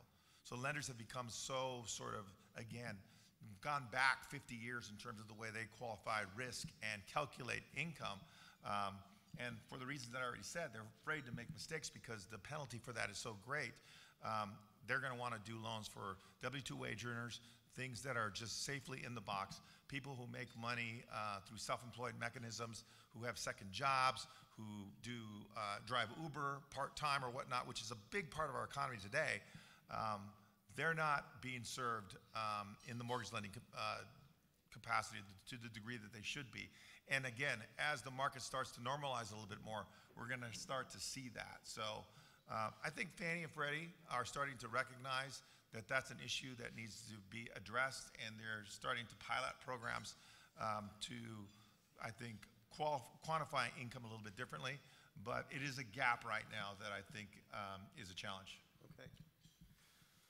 Sean, it's always fun to hear what you're talking about. It was funny, I was watching the panel as you were describing blockchain and sharing of the one house where somebody gets this piece, another piece, and it was sort of glazed.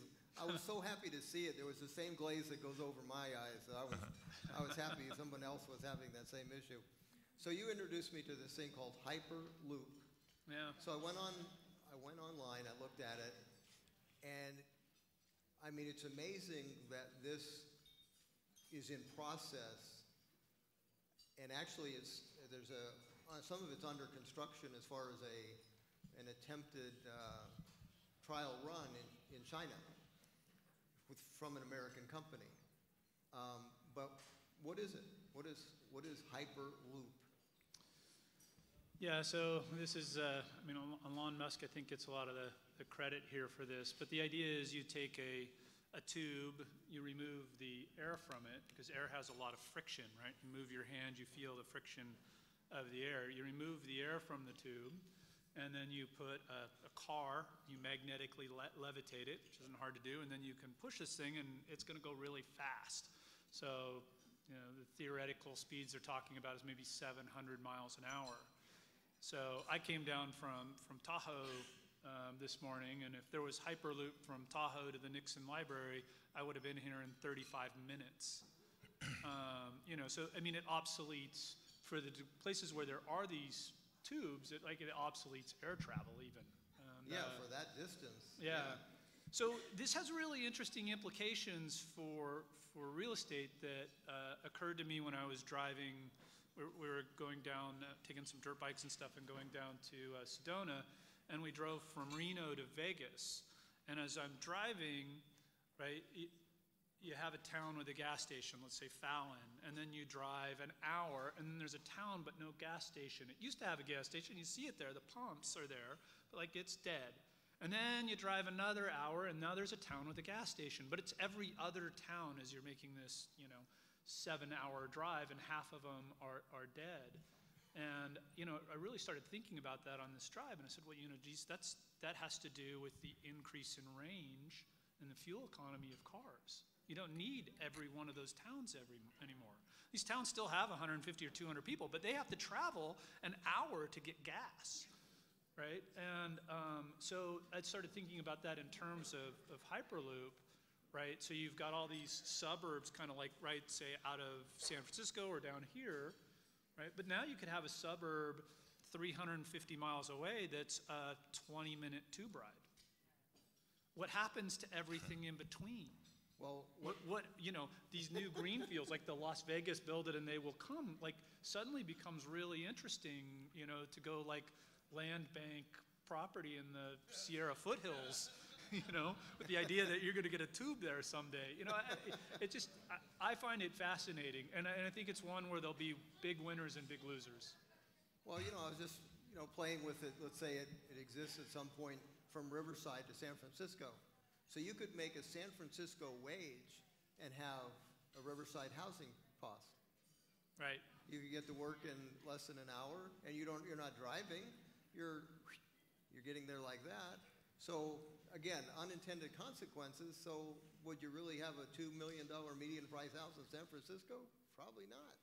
No, but what you might have is those houses converted to, high-end work center where nobody, people don't really live in San Francisco perhaps anymore. I'm just one possibility, right? And they all hop in a Hyperloop to a utopian residential only where there isn't work, kind of place, but there's great mountain biking, and heck, we don't need cars, whatever. There's all kinds of possibilities. I learned years ago not to, like when he says stuff, I actually listen now, because he's told me stuff, starting 10 years ago, and I'm going, I don't even know what you're talking about. When you were 10 years old, your dad bought you a computer. Yeah. And that obviously that turned out to be really a special gift. And it was so 1977, so that was really the first Apple II. So Okay. it's very early. So your son. Everybody knows I'm 50. Your son Ryan, right? Ryan, when he was 10, you thought out very well what you would buy him, and it was a 3D printer. And you mentioned that to me on a ride to this Nixon Library, 6-7 years ago? How old is he now? He is now 16, and he started a company almost this time, a couple months from now, last year. Okay. 3D printing, and so far in the last 10 months, he's earned $20,000 3D printing out of the garage of our house. Very cool.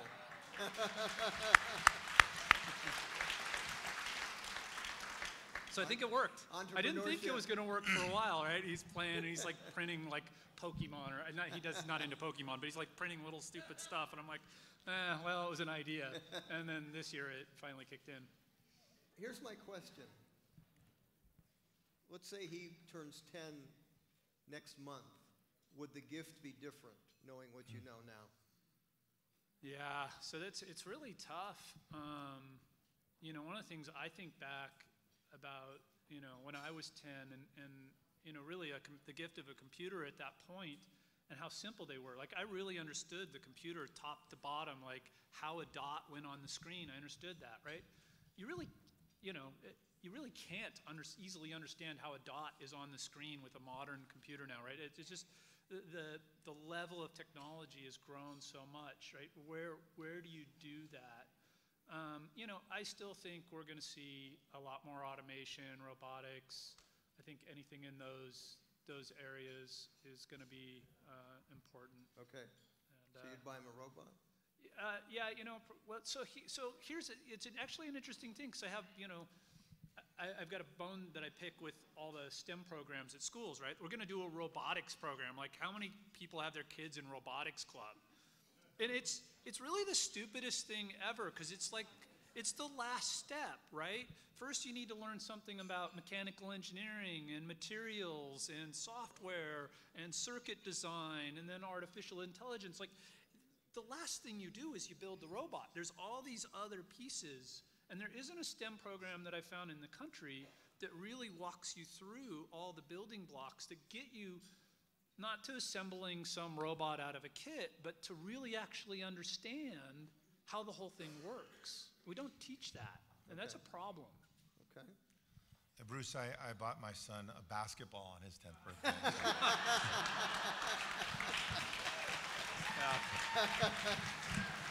Was it 3D printed?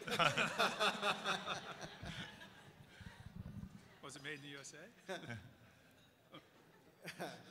Gary, a question about the National Association of Hispanic Realtors. Yes. What percentage, you don't have to be exact, but what percentage of the growth, let's say, of real estate buyers is very likely to be Hispanic within the next decade? Well, over the next decade, and this is coming from a number of different sources, including the Harvard Joint Center for Housing Studies, that 55% of all first-time home buyers will be Hispanic nationwide. So it is a substantial part of the growth in the marketplace for the foreseeable future, for sure. And their home ownership rate right now, the U.S., let's say, is at 63. What percentage of home ownership? So it's about 47% of Hispanic households are owner households. But one of the reasons it's lower is because Hispanics are a much younger demographic. So it's approximately 14 years younger than the general population. So they're just moving into prime home buying years. If you look at the Hispanic home ownership rate of Hispanics over the age of 50, that home ownership rate is about 63%. Okay. So home ownership is something that is central, you know, I think from a cultural standpoint for Hispanic families in general. They have a passion for it. We have a passion for it. And I think it's great for all of our businesses. Okay. I want to ask Sean one more question, and then we'll invite all the other panelists to come back, and we'll bat it around for another half hour. Are other countries ahead of the United States in some of these technologies of Hyperloop or whatever, and does it matter? I mean, like if you follow Hyperloop, right, the projects for the companies that are U.S. companies that are building this, right, when you look at the initial places that are interested in it, it's Dubai, right. And you know, Japan has some very fast trains without even getting into Hyperloop. So, you know, when it comes to fast public transportation, we certainly have not been doing it well here in California yet. You know, you know, yeah, I think there, in terms of technological innovation, a lot of that is still here. However, you know, I do think you're seeing a lot more investment worldwide. You know, I have overseas software developers. And, you know, at first it was a cost thing, but, you know, there's now places in the world where you're going to get kids who started writing software, you know, in elementary school, and by the time they've graduated high school, they've got more software coding experience than our college graduates, and by the time they're out of college, you know, they're getting far ahead. There really are a lot of countries making a lot more investment in internet and 5G, you know, things like that. Those things are happening, and I think, you know, we can't rest on our laurels. What's the penalty for not being first in that world? You know, you look at something like 5G, which is, you know, the next thing after 4G. I think everybody knows 4G, cellular phones, right? Well, I wouldn't assume that. You're yeah. talking to one of them. Oh, yeah, 5G is just one 5G. more than 4G. So, you know, but so a 4K movie, right? You think about how long that takes to download today, right? You're talking about downloading a 4K movie in a few seconds. And it's not really just about, oh, I got my movie faster, right? Now, if you can download, you know, 2 hours of a movie in a couple of minutes or whatever, you can now have streaming real-time 4K. Add that to AI, right? You can be interacting with things that look virtually real, right? You hear about virtual reality, but now can be mobile, right? So you could be inside of a moving vehicle that is projecting different things in front of you in real time. If it's augmented reality, where it doesn't completely block your eyes, but you still see the outside world, imagine driving down the streets, and unfortunately where this is probably going to happen first is advertising, right? You're going to drive down the street and a big arrow is going to jump out in front of you in your car display going, you know, eat here. And then, you know, a clown's going to jump up over here. And like, we're going to have like full real-time like advertising jumping out of But it'll be things safe at us. because we won't be driving our cars. We won't be driving anyways, it won't matter. I will say this, though, Bruce, to answer the question. I know I'm not the technology guy here, no, it'd be my but guy. I would say that not being first or a leader in technological development in the near future will have national security implications. Yeah. I mean, I think the position that the United States government and our country has right now in terms of leadership will be challenged if we don't continue to lead the world in that regard, which is why I'll give my pitch for immigration reform. I think the worst thing we can do, the dumbest thing we can do, is have people come into this country, get educated from our institutions, and then send them out of this country. Intelligence, skill, education, educated young people are the biggest asset and resource that we have in this country right now. We got to keep them here. Yeah, no question. You guys come on up, please, and join us, and we will. I'm going to place. I'm going to have Doug. Why don't you go on just first seat over there? Far right. Not the far right, but whatever, one of those. Okay, it doesn't matter, either one.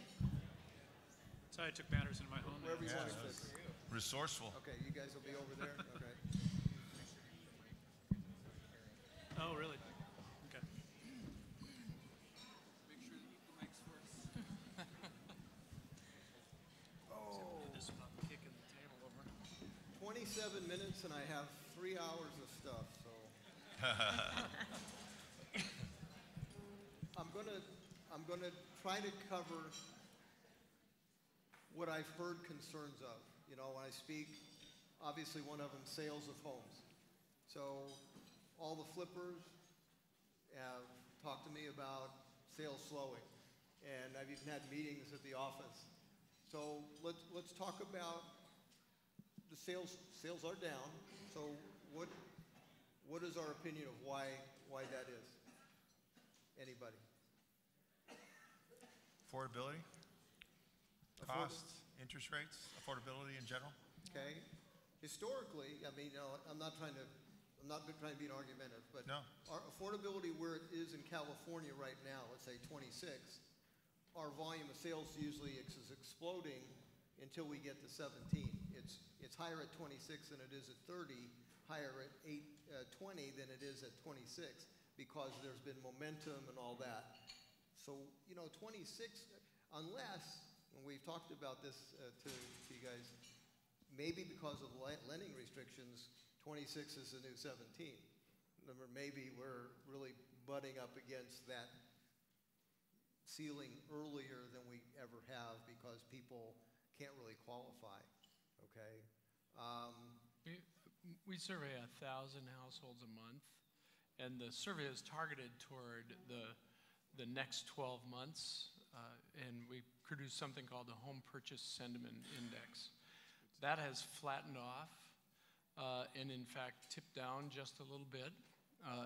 We looked at two questions in particular 2 months ago.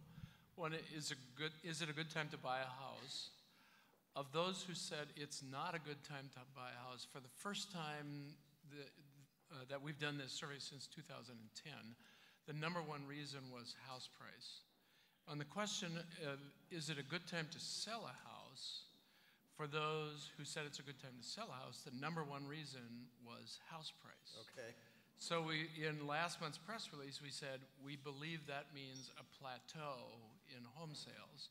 So the most recent month, both those numbers strengthened, and we concluded that yes, it's a good time to sell a house if you have a lot of equity in it, because you'll have a lot of equity in it. But if you have to buy another one, you're just going to give it away to that other person. So we've clearly seen at the national level a topping of the market. And I just wanted to add, one thing you have to remember about that index is that index isn't based on affordability based on all available loan products. It assumes a 30-year mortgage.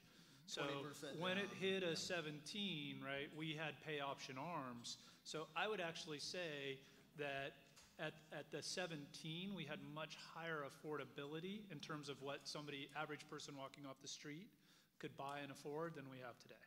Well, it hit 17 in 80, 89, and 05. It hit 11 in the 11, nonsense. right? Yeah.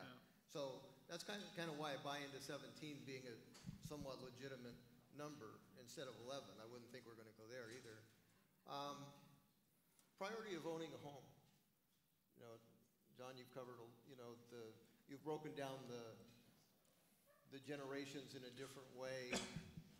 Has homeownership regained some of its strength of like people really want it, or is it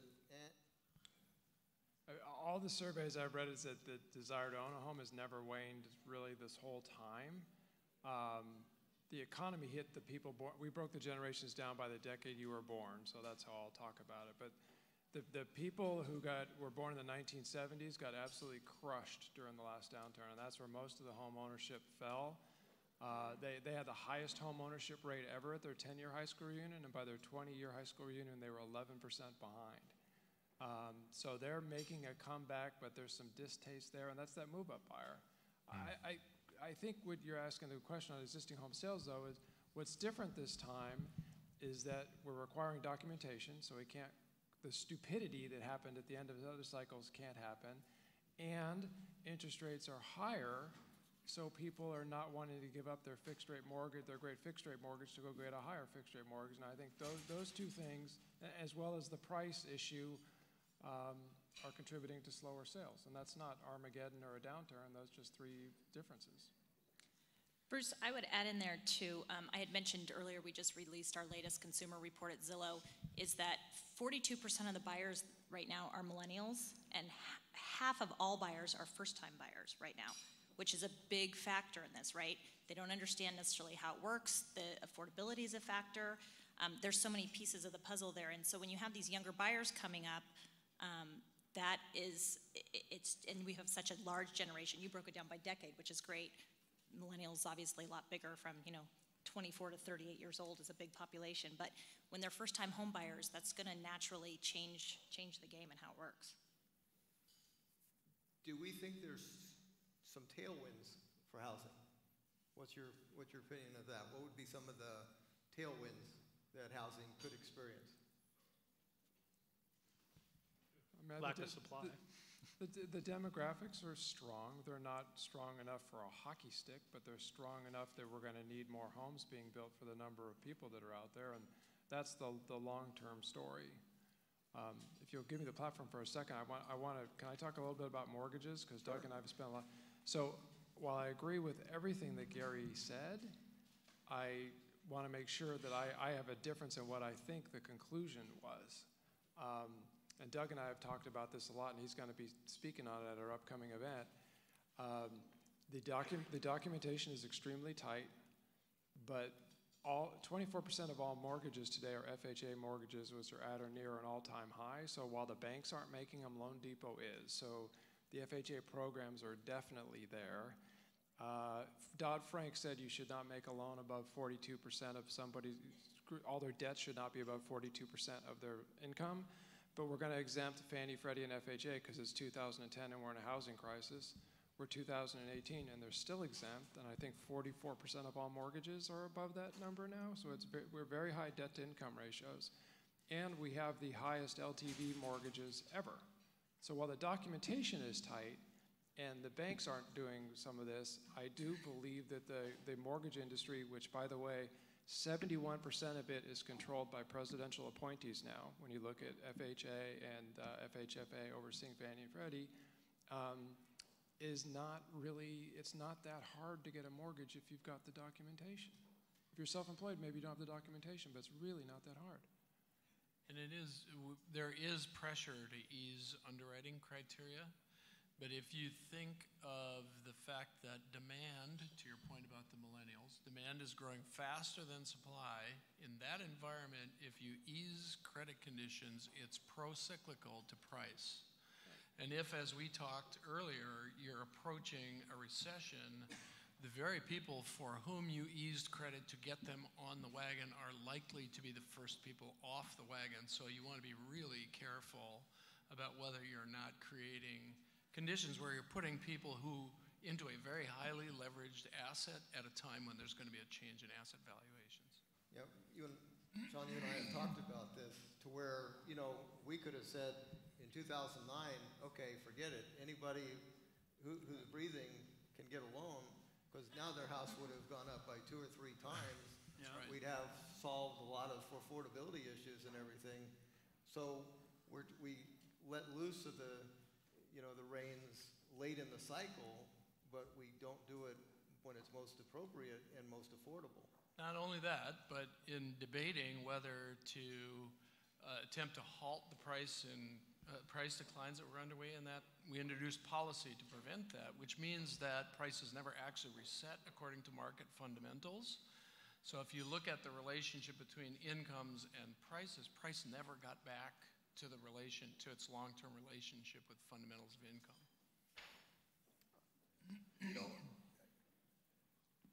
I think, this is just my opinion, but that's why I love to bat it around. I think there's a lot of safeguards in this market.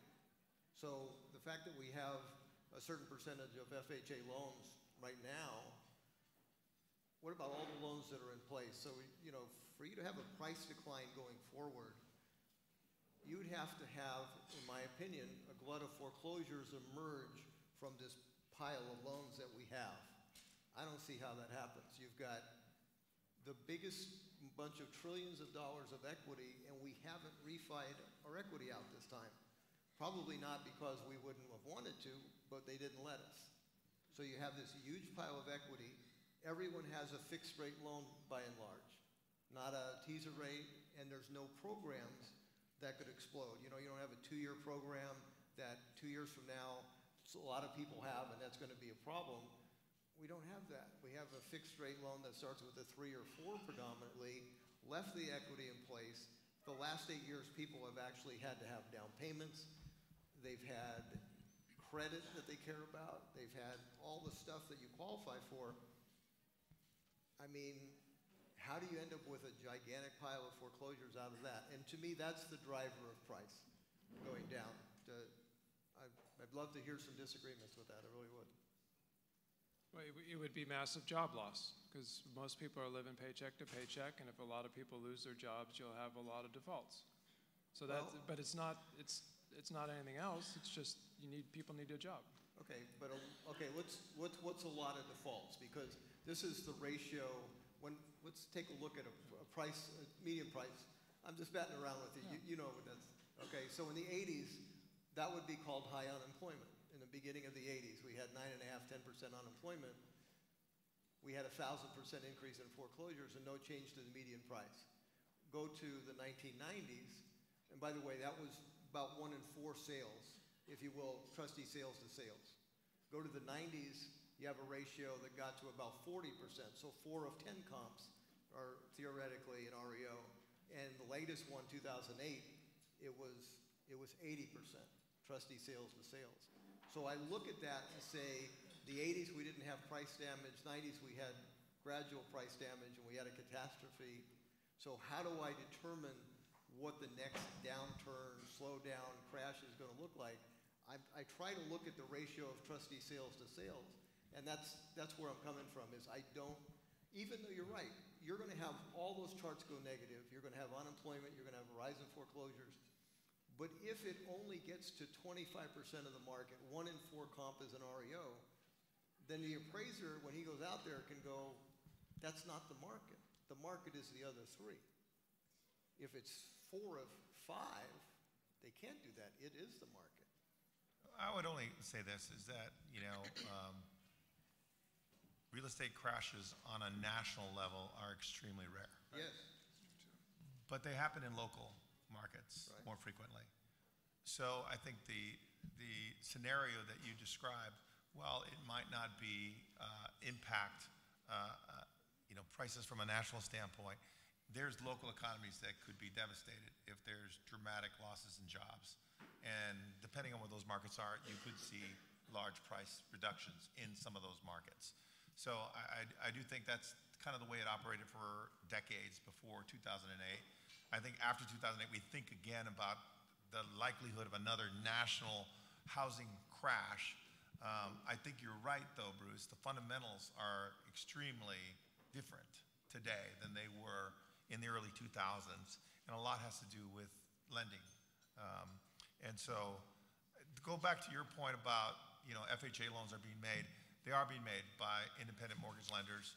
And as I said before, there's multiple buyers for every property that comes for sale right now. So the impact of, not having enough qualified buyers hasn't really been felt. But I think that can change as the supply and demand balance sort of changes. Also, independent mortgage bankers tend to be the ones that are the first ones out of the market when the market really gets soft. So if 95% of the FHA loans and first-time home buyers in general are being serviced by independent mortgage bankers right now, that's fine, but when the market does turn, a lot of those companies are going to retreat, if not get out of the business altogether. So not having the big lenders in there can have an effect down the line for sure. There's a lot of discussion about that, but the fact that most of the loans are being made by non-banks, they could stop lending during the next even a little bit of a slowdown because they just don't have the capacity to lend it, and who's going to be making those FHA loans? That's right. Some legislation that's going to get voted on, rent control for California. Just spoke at an apartment conference. That was a very interested group. Yeah. So I'm just curious, do you think it'll pass? I've been hogging the mic. I'll let one of them do it. Okay. Anybody have an opinion? No? No. I think it's a mistake. In general, I think manipulating the market like that always has unintended consequences. I kind of get it, right? I mean, we do have a rental affordability crisis, but I think you solve that by adding more supply into the marketplace, which is challenging, but I think that's the only way to get it done in the long run. Okay. I just say the only way you solve affordable housing is to actually build more affordable houses.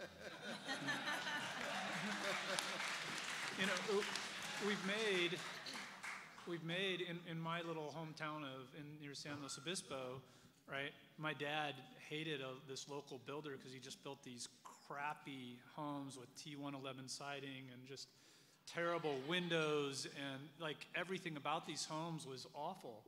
But they were half the price of the rest of the homes. You can't legally build that home here anymore, right? You have to meet Title 24 and all this, environment. So you're talking about a home that cost half as much, and yeah, maybe it costs $50 more a month to heat, but if it's half as much and it costs $50, that's a good trade-off. Like, I really think we need to bring back the ability to build some subdivisions of really shitty homes.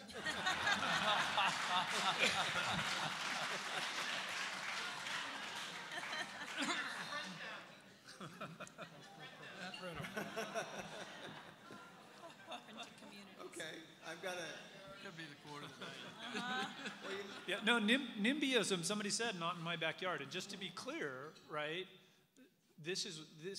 we are the reason we don't have affordable homes, right? I live in Tahoe, and it's funny, we have a local nonprofit who has two missions, right? One, mountain area preservation. They want to preserve the area as it is, and their other mission is affordable housing. Choose, right? You're not going to get everything, small town, stay the way it is, not in my backyard, and get more houses and affordability. Everybody wants affordable housing if it's far, far away. And that is our fundamental, problem. We've got state legislatures who maybe aren't quite as local that are trying to shove some of this down the city's throat, as we heard mentions to earlier. And cities and local, right, those local homeowners, as soon as it's at it's a subdivision in their yard, an ADU with an Airbnb rental next door, people have a real problem with it. And that's the fundamental, we come to consensus around that, we solve affordable housing. California, according to CARB, is maybe building 80,000 less homes than they feel like could be occupied. Is that about right, John? I'm not sure. Okay. What is the process like for a California builder versus any other place? Is it just? Oh, it's just hellacious. I mean, I have national clients who build basically the same home here that they build in other markets. I mean, there's some elevation differences, and they're hundreds of thousands of dollars cheaper. I mean, the affordable housing solution is in Texas and Arizona, and that where is 62% of migration going? From Arizona through Florida into Georgia. And the public builder with the best margins and the fastest growth and the best stock prices, a company named LGI Homes, their average sales price is, I think, $80,000 less than everybody else's. They just came to Rio Vista in Northern California, and I understand sold 80 homes in 30 days. But they're you have to drive to get there, but they're 100 to 200 grand below everybody else, and they build the same house over and over so they get it done more quickly. And a lot of the people, the home builders, look at them and say, that's not a nice house, because that's not where the other guys build. But they're people that are moving in saying, this is a palace compared to my Class C apartment that I was raising my family in. Yeah, those homes my dad hated in our little hometown, right? A lot of them got upgraded over time, and they got stucco, and they got dual pane windows, and they got that happens over time. But those folks had a way in which they could do that. You force all those things at the start, they can't afford, they can never get in. We've got 7 minutes left, and I want to end the way I normally do is asking. Either you can answer either one of the two questions. I'll start over here on my left. So looking forward to 2019, anything keeping you up at night, or what's the one thing that you're most excited about?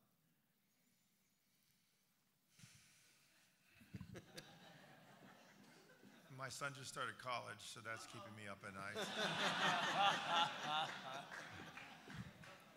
No, I do think that I actually was on CNBC a couple days ago, and I said the outlook for housing right now, just based on fundamentals, is strong.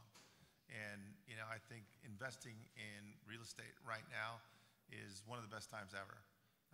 I think the demographics that you mentioned before are really what's driving that, and I do think that innovation in the process, which is what you talked about a little bit now, I think the purchase process, the whole process of buying a home has been, so difficult for too long.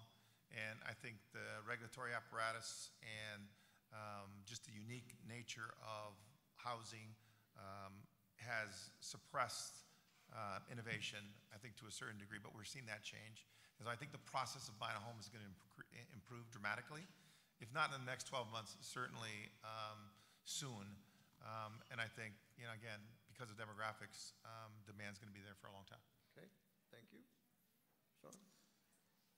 I'll follow Gary on the son thing. My son having his driver's license and being free in the world is a scary thing. Does he already have a pilot's license and a drone or something? He's working on the pilot's license. Okay. I think the bigger picture thing that keeps me up, I don't think there's a problem here we've talked about, whether it's affordable housing or anything else, that we can't solve. I have incredible confidence in that, but we've got to find a way to move past such polarized views on everything. I mean, this country was built on compromise of people with very different views, but realizing they needed to come together to solve problems and move things forward. And I think probably everybody's right? But about different things in different ways, and finding that thing in the middle is going to be really important, whether we're talking about NIMBYism and affordable housing or larger issues.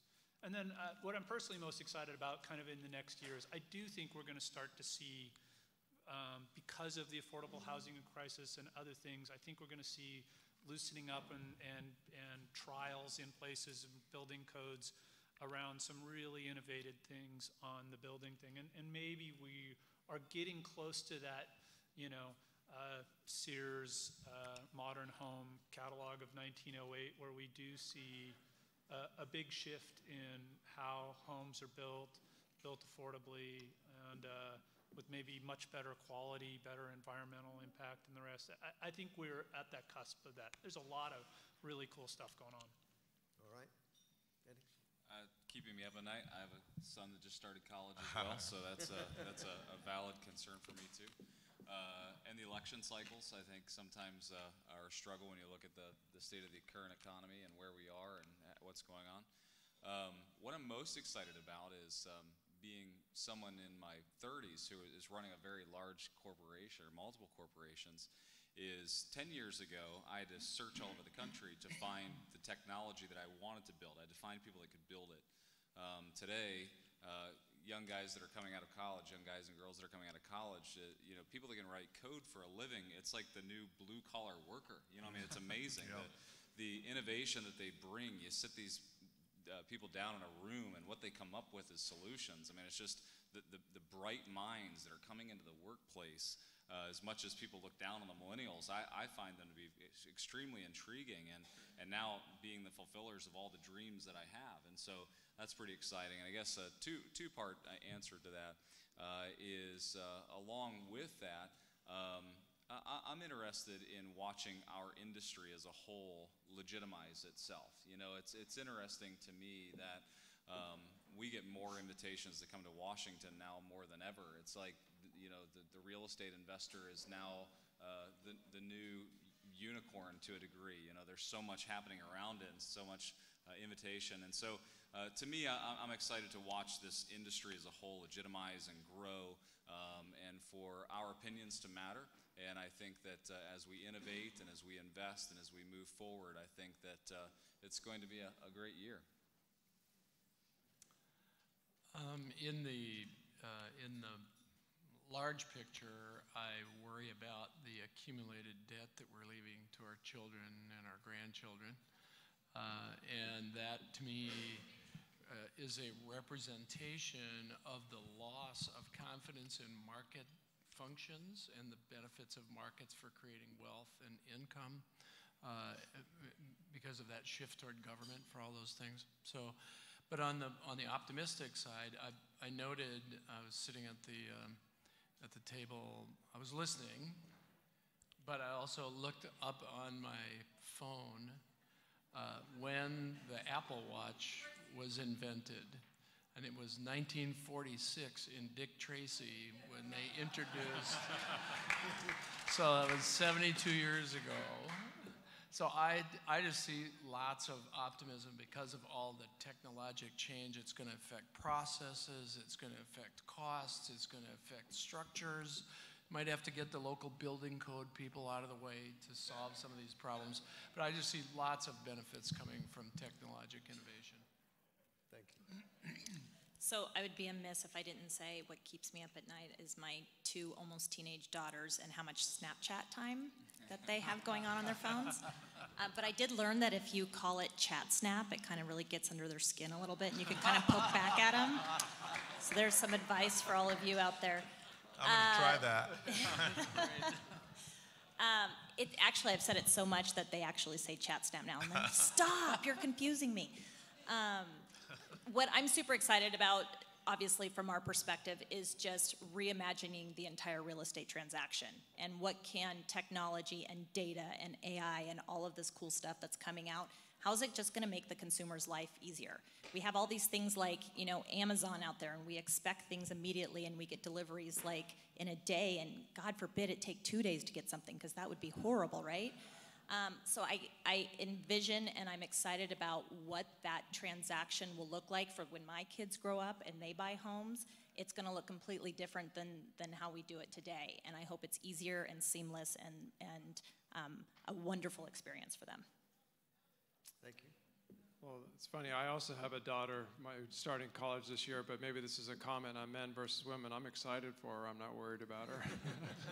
I'd be worried about your sons, actually.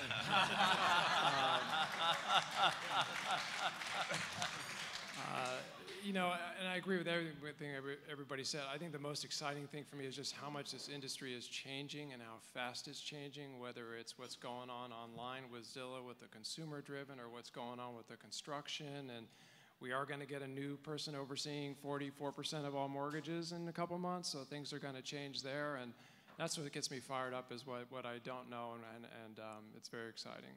I also want to end with one last plug. I got the opportunity a couple weeks ago. I went to a Packers game and toured the stadium, and there were 2 Make-A-Wish kids on the tour with me.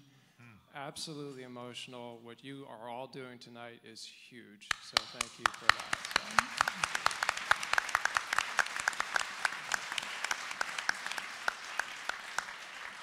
So what keeps me up at night is kind of what's already been said. I'll put it this way. I would like for every elected official to not act like a Democrat or Republican, but act like an American. Yeah.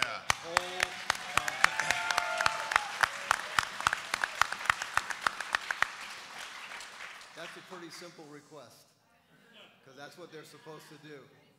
I do want to thank all the people here, including Carr, who's not here, have made it possible for me to look at data for free. No, it's really important, and look at historical data, to where I try to be able to put together a picture, and it's so much easier because it's shared. If they kept that, it would be very difficult. The book that you wrote, John, really was very important, because what I'm most excited about is what we're about to get involved in Florida with. That we're basically working with a large builder and have a chance to be in the path of obvious migration. And I wouldn't know that if it wasn't for people like John saying, you know what, this is how it's going to work. Because we didn't get to a lot of questions, but California used to win the migration game, the domestic migration game. That's how we got to be the #1 populous state. And now we lose it all the time. And other places are winning it for really good reasons, and that's where a lot of growth is. So that's what I'm excited about, is to be in the path of that growth with some of my chips. So I'm excited about that.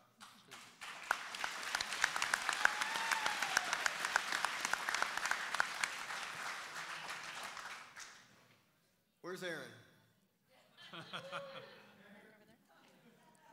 Aaron, thank you for brainchild.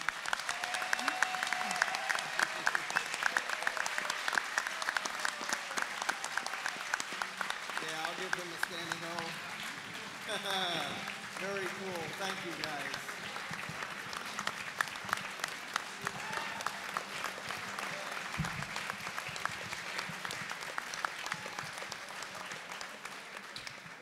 Thank you all for coming. Enjoyed the evening a great deal. Thank you. Good seeing you, Sean. Appreciate it. Ladies and gentlemen, it was brought to our attention that some of you still have a bar tab open. So the bartenders still have some of you guys with your credit cards still open. So if you don't mind, pass by the bartender and close your bar tab. Thank you.